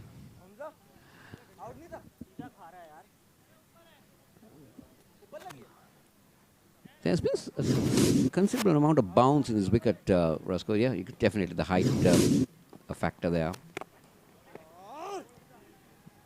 Good use of the feet from Lakshanka. They've brought the gap between the balls and runs to just 14 now. 2 boundaries in this over, clearly helping. It's the Sri Lankan dugout. Oh, he's bowled him round the legs. That's a big blow for Sri Lanka as Kadir picks out Hashan Dumidu.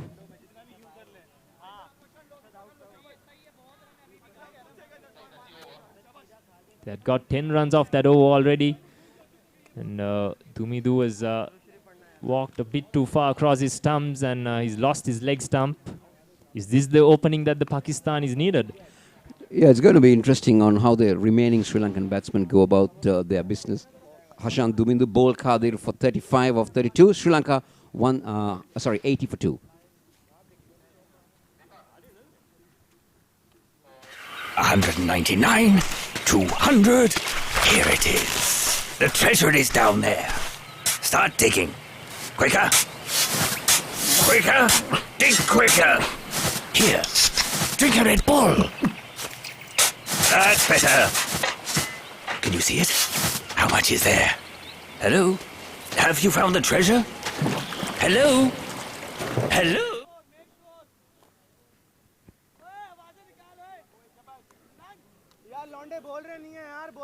There you go. The batsman, I thought he got far too across on that occasion. He exposed his leg stump. He was not exactly sure where his thumbs were. Yes, I thought it only clipped the leg stump, but in fact it hit the leg stump flush as well. And brushing the middle stump as well. So 80 for 2 as it stands. Janit Liyanage is the new batsman. He's been one of the players of the tournament for Sri Lanka, especially with the ball. These are his stats from last year and this year. 9 games, 147 runs. A best score of 66 earlier in this tournament. He's definitely a better batsman than that. No, he's got a key role here to play, with Sri Lanka needing another 63 runs of 8 overs. So Sri Lanka lose a good partnership and that energized over not being taken.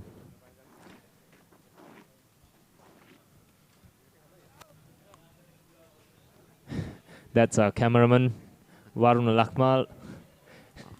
stuffing himself up with some Red Bull. Wow. He's getting more. He's really going to be pumped up and energized tomorrow.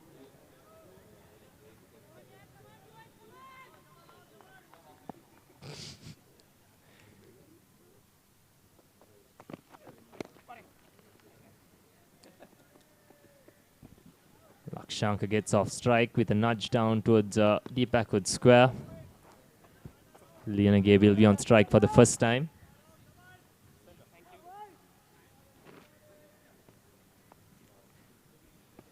So Rao Salman comes back into the attack, this time from the Torrington end, or the Vidyalamawatha end.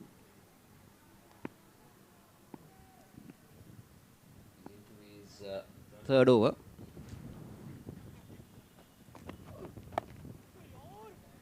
Lianage is off the mark straight away. So it's going to be interesting to see how Lakshanka will play now. He has to bat through for Sri Lanka. He's moved on to 42. That's what the Pakistanis missed out when Fazadan didn't carry his bat out till the end when he was the set batsman. So hope Lakshanka will have that in mind.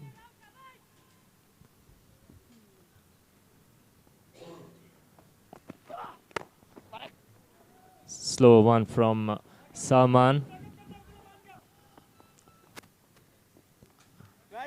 3 singles off this over so far.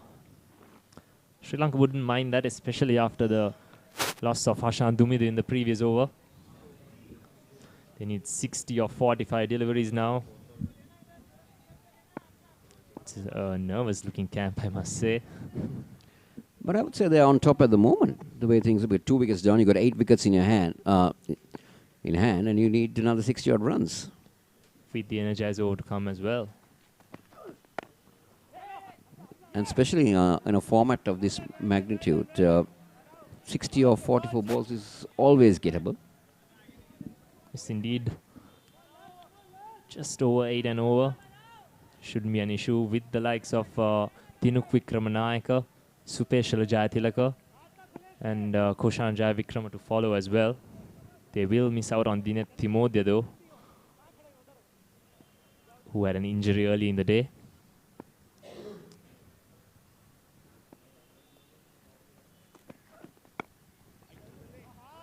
Was that a chance? It went off the first bounce, Roscoe, but the batsman, Lianage would have been disappointed that he didn't get it into the gap, because the moment that had passed that fielder, it would have been a boundary.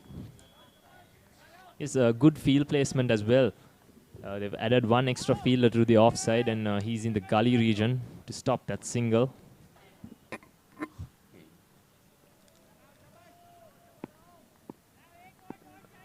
A cover point and a backward point to stop that nudge from Lianage and Lakshanka. Interesting to see if Janit Lianage will move around his crease to work the ball to the leg side.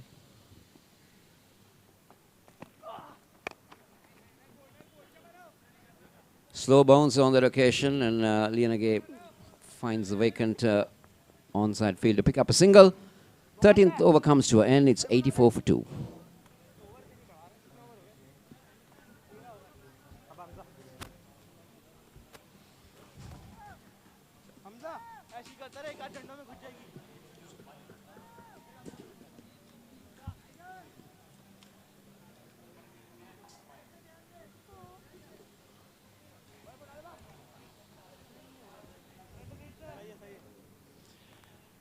In the third set of 5 overs, Pakistan made 37 runs and lost 3 wickets.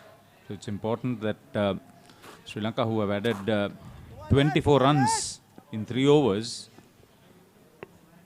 should carry on. This is good cricket, playing with soft hands, taking the single. They need to keep rotating that strike. They can't allow him to give many dot balls, Haritha. Exactly, and from the looks of it, I think Sri Lanka is depending heavily on the energized over.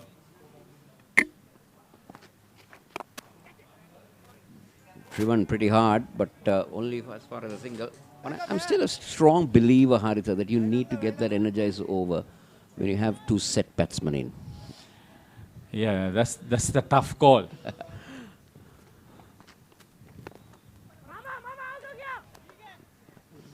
Rather than not holding it till the end, because it's a batsman's call. Yes, I know Sri Lanka did extremely well with the energizer over. There were 4 dot balls and just 4 runs to Pakistan.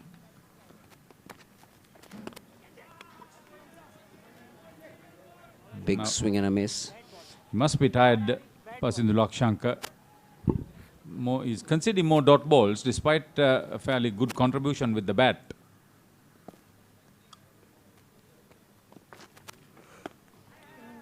See what I mean?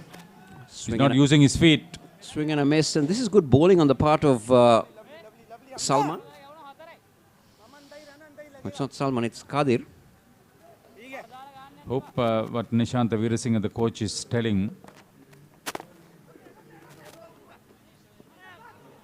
Chance of a run out. Oh, the batsman is taking it easily. And a direct hit might have been trouble for the batsman. 88 for 2, 14 done. And after a scintillating innings, the batsman nears his century. I say, a streaker and a rozzer. Goodness me, what a chase. I wonder if the rozzers will catch up with them. And what about this? I say, that's much better, isn't it? And what a shot. Oh, and he's hit the streaker. My goodness me, he'll have a bruise. And 6 it is. Good heavens. Red Bull gave him wings, all right. Dot balls on Pasindulak Shankar, says Sanjay Jayasinghe, scorer. I was sitting with Fazal Mohammed, who's doing the scoring for the media. So Sri Lanka opt to take the energizer over. You were spot on. You were spot on. Okay, I'm good with Janit Lienege, but I don't know about the hitting power of Pasindulak Shankar, despite the fact that he's cleared the long offence once. Come on, guys. This is a make or break over. But I think they took it at the right time, and the Pakistan skipper Mohammad Azad coming into bowl. So he's done the right thing too. He didn't give the responsibility to anybody else. And gets a dot ball in straight away. And the Pakistan has decided to bring their best bowler. Yeah, the captain, he doesn't want to give the responsibility to anybody else, doesn't shirk the responsibility.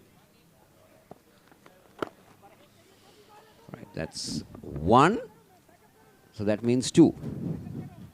Lienege will have to come up with something very special here.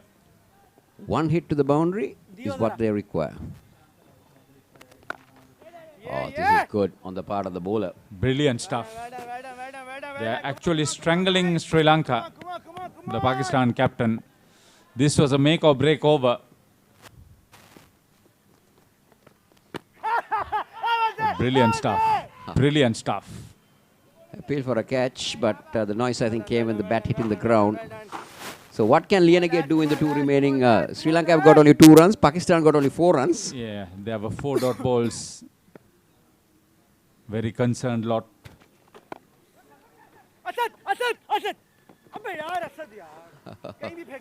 What happened? They hit the bat. So they will get 2. It, I think, came off the body of Lakshankar. Did he hit the body or did he hit the bat as the throw came in? It's hit the body. He's in pain.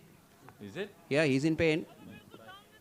Might be the thigh. So they took 2 runs. So that means they get 4. So they got 6 runs in the end. Over.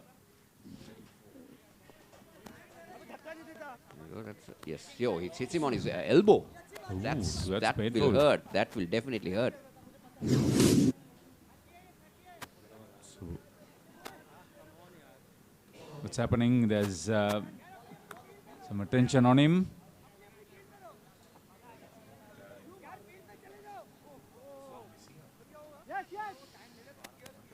Not a bad idea for him to just leave the action. You think Yes. so?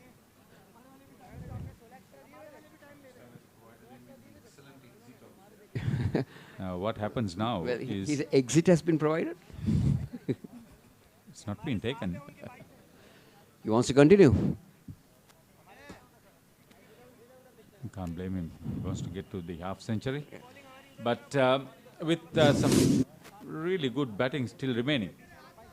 Yeah, but because after this over, Sri Lanka have 5 overs remaining, so they need to get about 47 runs, Haritha. So that is over 9 runs an over. That's going to be a little bit tough. So let's see how much Sri Lanka can get out of this last ball of the Energizer over. They've only capitalized with 6 runs. That's what happened in the previous delivery. Now it's up to Lienege. Will he go for a big one? I would say he would want to.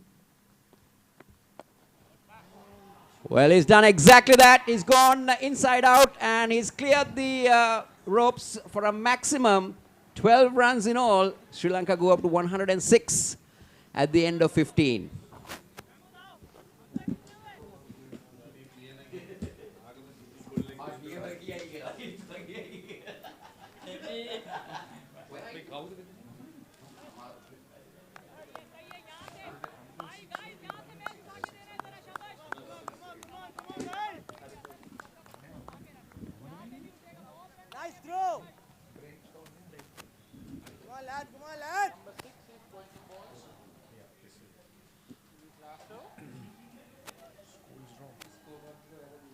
It should be 106 actually.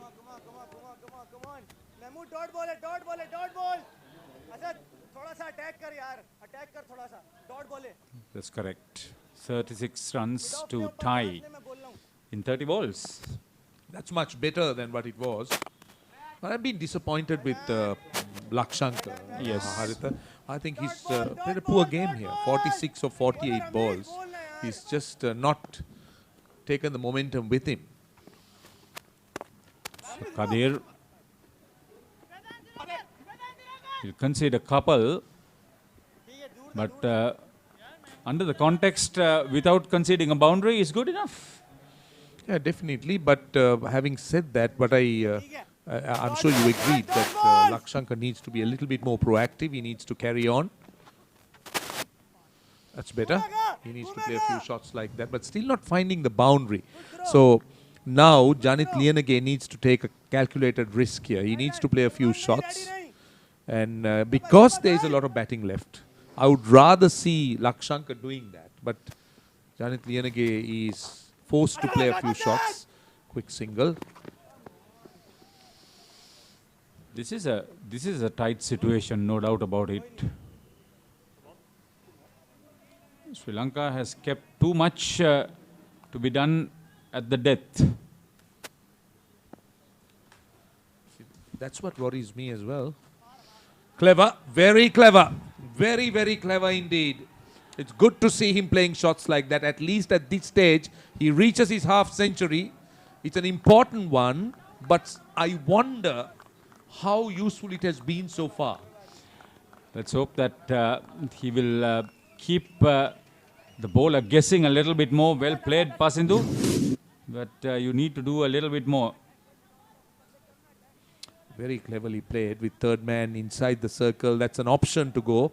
And in T20 cricket, you need to have a wide repertoire of shots if you need to score runs quickly. You need to be sensible too to play shots of that nature without taking a ball from middle stump to do that. Just a safe shot. Very well played in the end.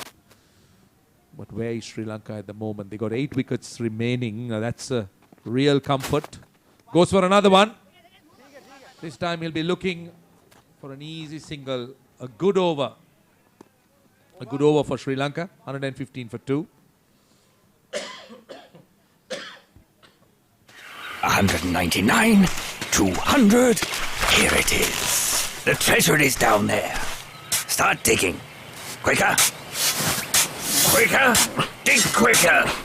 Here. Drink a Red Bull. That's better. Can you see it? How much is there? Hello? Have you found the treasure? Hello? Hello? Red Bull gives you wings. So 13 extras.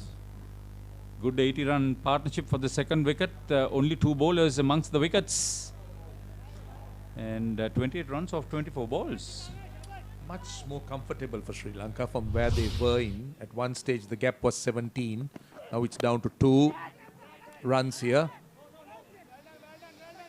In fact, they don't get a single, but they were looking for that possible single straight to the man at mid-wicket. Is it the fact that he was asked to keep his end up? Well, I don't think Nishant Veerasinghe would have given that sort of an instruction. Very unlikely, not in a T20 game, Haritha, and you'll want a batsman to be a little bit more proactive.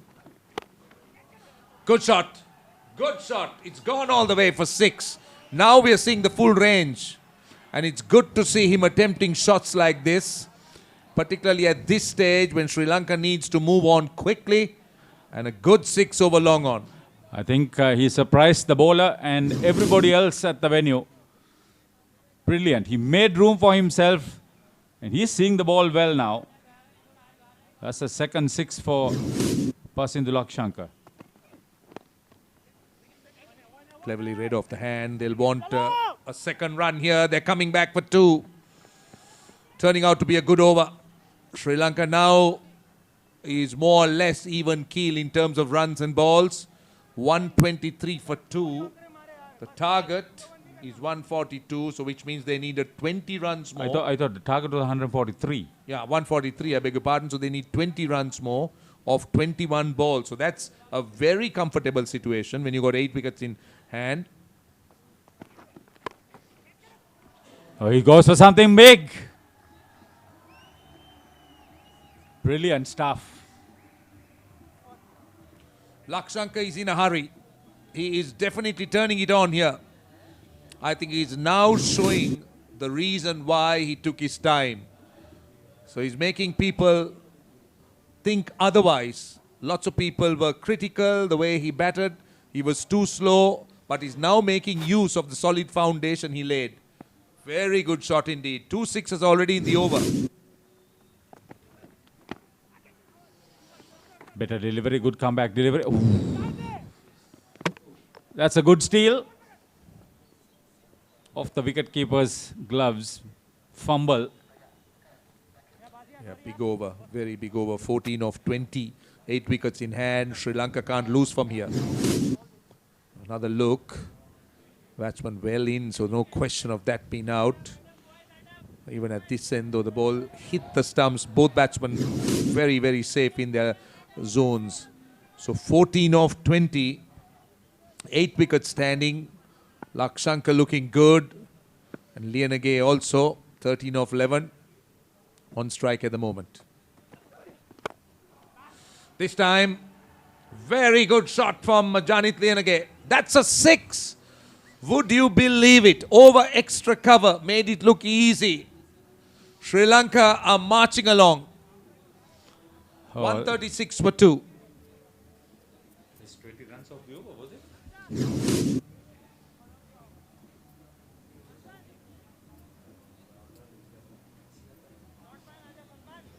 How many runs in the over?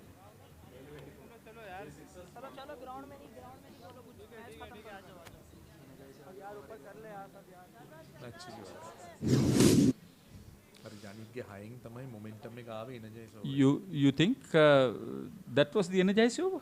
Well, had that been the energizer over, 24 runs. Sri Lanka would have had 48, and that would have been some sort of a record. 48 runs scored off an over with penalty runs or whatever you may call it. Exactly. Salman Rao, he wouldn't believe his figures of none for 44. Pakistan will be disappointed, Haritha. Yeah, they would be. They would be. They'll blame themselves. They've been in a very comfortable stage. They looked good for about 180. Ended up scoring 142. So we got 3 overs left. In fact, T20 cricket is about balls and not overs. So we've just got 17 balls left and Sri Lanka need a mere 7. Oh, he made room for himself. Picking their spots. What type of tennis shot was that? It's raining sixes. the last 2 overs has calmed the nerves of the Sri Lankan dugout. I can tell you that they look far happier. 146 sixers in the tournament, and this is the 146th. Well, doesn't matter where he was aiming, because in T20 cricket, it's not about being pretty as a batsman. It's about being effective. So, that's it. Sri Lanka have made it in the end with 15 balls remaining. Lakshanka has made 75 of 60. Janit Liyanage has made 19 of 12. And this is definitely a very happy camp indeed. And Pakistan, after beating Sri Lanka in the first round, have been dethroned. And Sri Lanka, with a magnificent performance, have qualified to play India in the final. Yeah, professional front chase by the Sri Lankan unit. You know, as I've said before, it's very important. A set batsman continues, and that's exactly what Lakshanka did. And Janit Liyanage giving the finishing touches to get an easy win against the Pakistanis to meet India tomorrow in the all-important finals. Sri Lanka, as expected, chasing down the score on a good batting track and getting there pretty much easily. See the three players coming off. As expected, the Pakistanis bowled well, but Lakshanka being the thorn in the middle, not giving away. And Janit Liyanage comes and plays a brilliant cameo. Had a decent day and finish it off.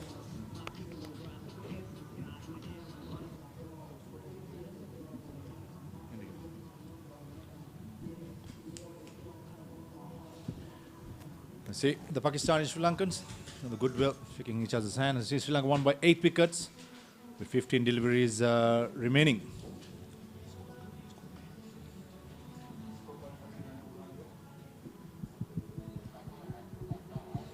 That's a hero, Lakshanka. A brilliant batting display by him. Finished unbeaten, 75. Sharma Kakarot had a good day at the ball as well, even in the field. Correctly getting all the applauses and the recognition.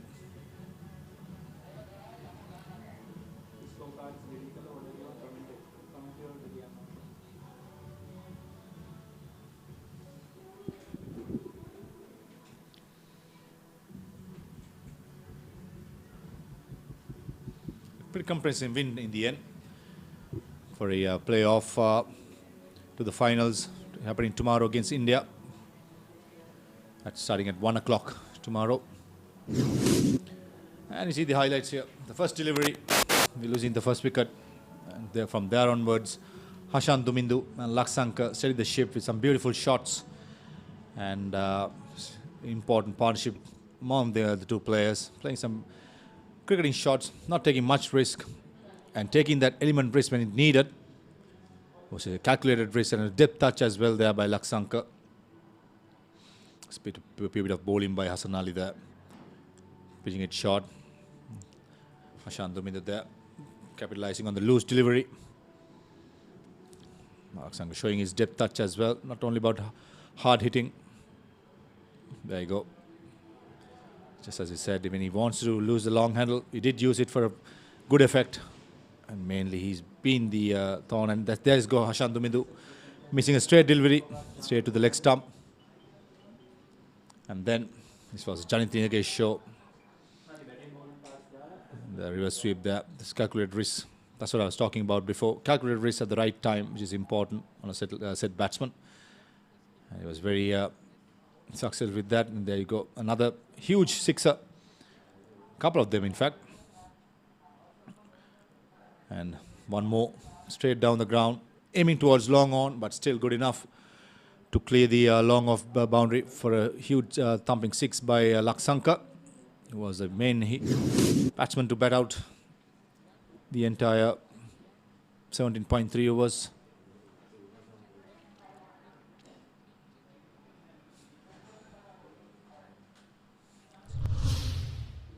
See the scorecard here. Also, Kumar, getting out in the first delivery, passing to Lakshan, 75 of 6 deliveries, very well batted, very well organized player.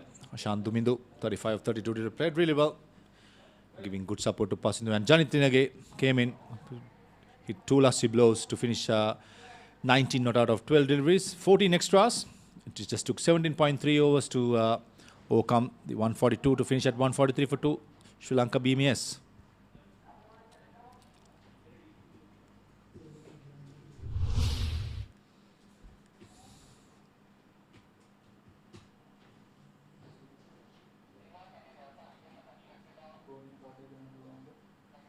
As we're waiting for the bowling card, as you see the groundsman getting prepared for the all-important final tomorrow, getting the roller in. I'm pretty sure that another belter of wicket will be on offer for the finals against India and Sri Lanka, starting at 1 o'clock. And 1 o'clock, and all important, as I said before, very important final. And ICC always have produced good batting wickets, and no surprise today, it was one of belter wicket which the playoff happened.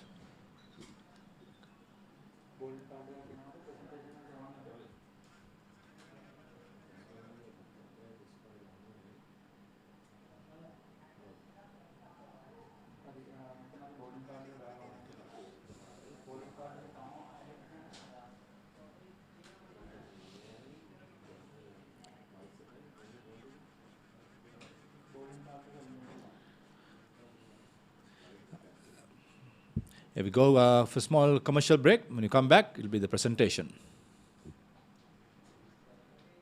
And after a scintillating innings, the batsman nears his century. I say, a streaker and a rozzer. Goodness me, what a chase. I wonder if the rozzers will catch up with them. And what about this? I say, that's much better, isn't it? And what a shot. Oh, and he's hit the streaker. My goodness me, he'll have a bruise. And 6 it is. Good heavens.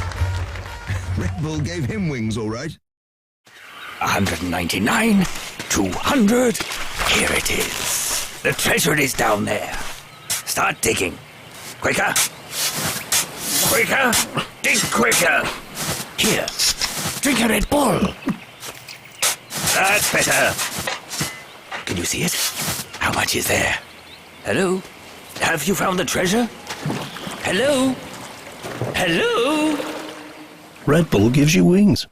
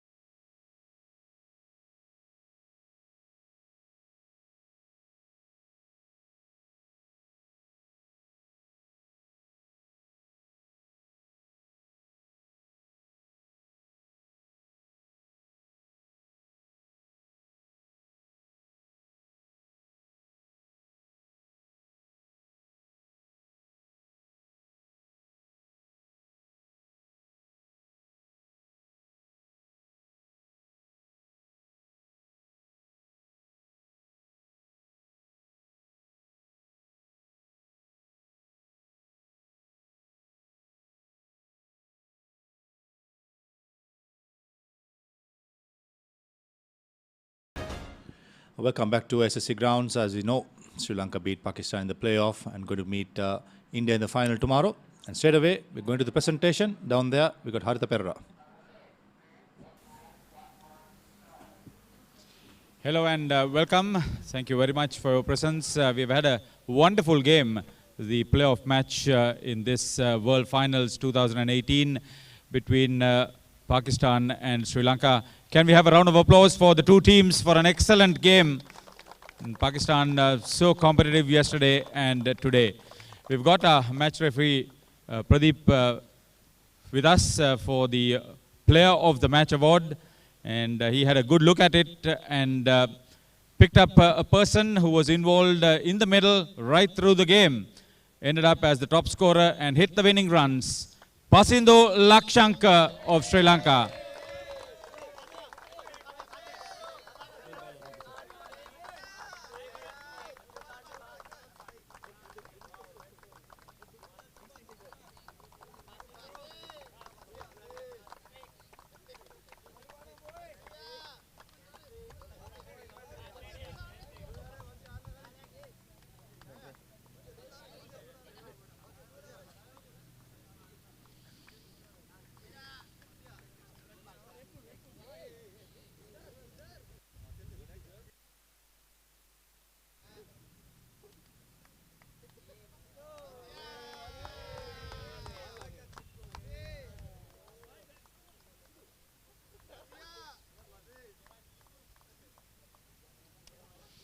So thank you very much. Congratulations, Pasindu.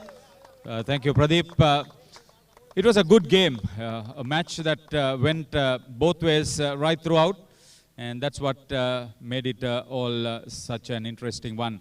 So the Sri Lankans will get to the final where they would meet the team from India tomorrow at the same venue, and we would like to have the two teams for photograph for one last time. Thank you very much for providing all the excitement. But in the meantime, we go upstairs to the commentary box. There you go. The two teams are taking the final photograph. Well contested. That's the spirit of the game. End of the game. They're all equal. And as you manage the match, Pasindo Laksanka, beg your pardon, correctly getting the man of the match award for 75 of 60 deliveries. We see the beautiful picture, the Sri Lankan and the Pakistan team who competed well. In the end, it was a one-sided affair with Sri Lankan chasing down the score to win it comprehensively and single-handedly won by the batsman, who also bowlers did well as well. I thought the batsmen were very critical and very professional, thorough job by the Sri Lankan batsman. So all-important finals tomorrow. This is summary coming up. Pakistan scoring 142, loss of 8 wickets. That's Garsalan Farznad scored a brilliant 53. Kuram Shahzad 34 of 35 deliveries. Pick up the bowlers. Sharma Kakarot bowled really well to pick up 2 wickets for 26. Janit Linage, all-round performance today, 2 for 33. Koshan Jayawikram, the skipper, just a solitary over for 1 wicket for giving away 7 runs. In reply, Sri Lanka chasing down 142 to get 143 in 17.3 overs with 15 balls to spare. With batsman Pasindo Lakshan unbeaten on 75 in 60 deliveries, batted really well in main anchor. And Hashan Dumidi giving able support of 35 of 32 deliveries. And Janit Linage playing the cameo in the end, just 19 of 12 deliveries to be not out. And all-important final, as I said before, against India. And India so far has been unbeaten in this tournament. So it's a team to beat. And Sri Lanka lost 1 game against India. But they'll be carrying this momentum and the confidence what they get. As I said, goodbye from SSC grounds. I look forward to seeing you tomorrow. Same time, 12:45. Live coverage and 1 o'clock start on ThePapare.com. Hoping to see you soon.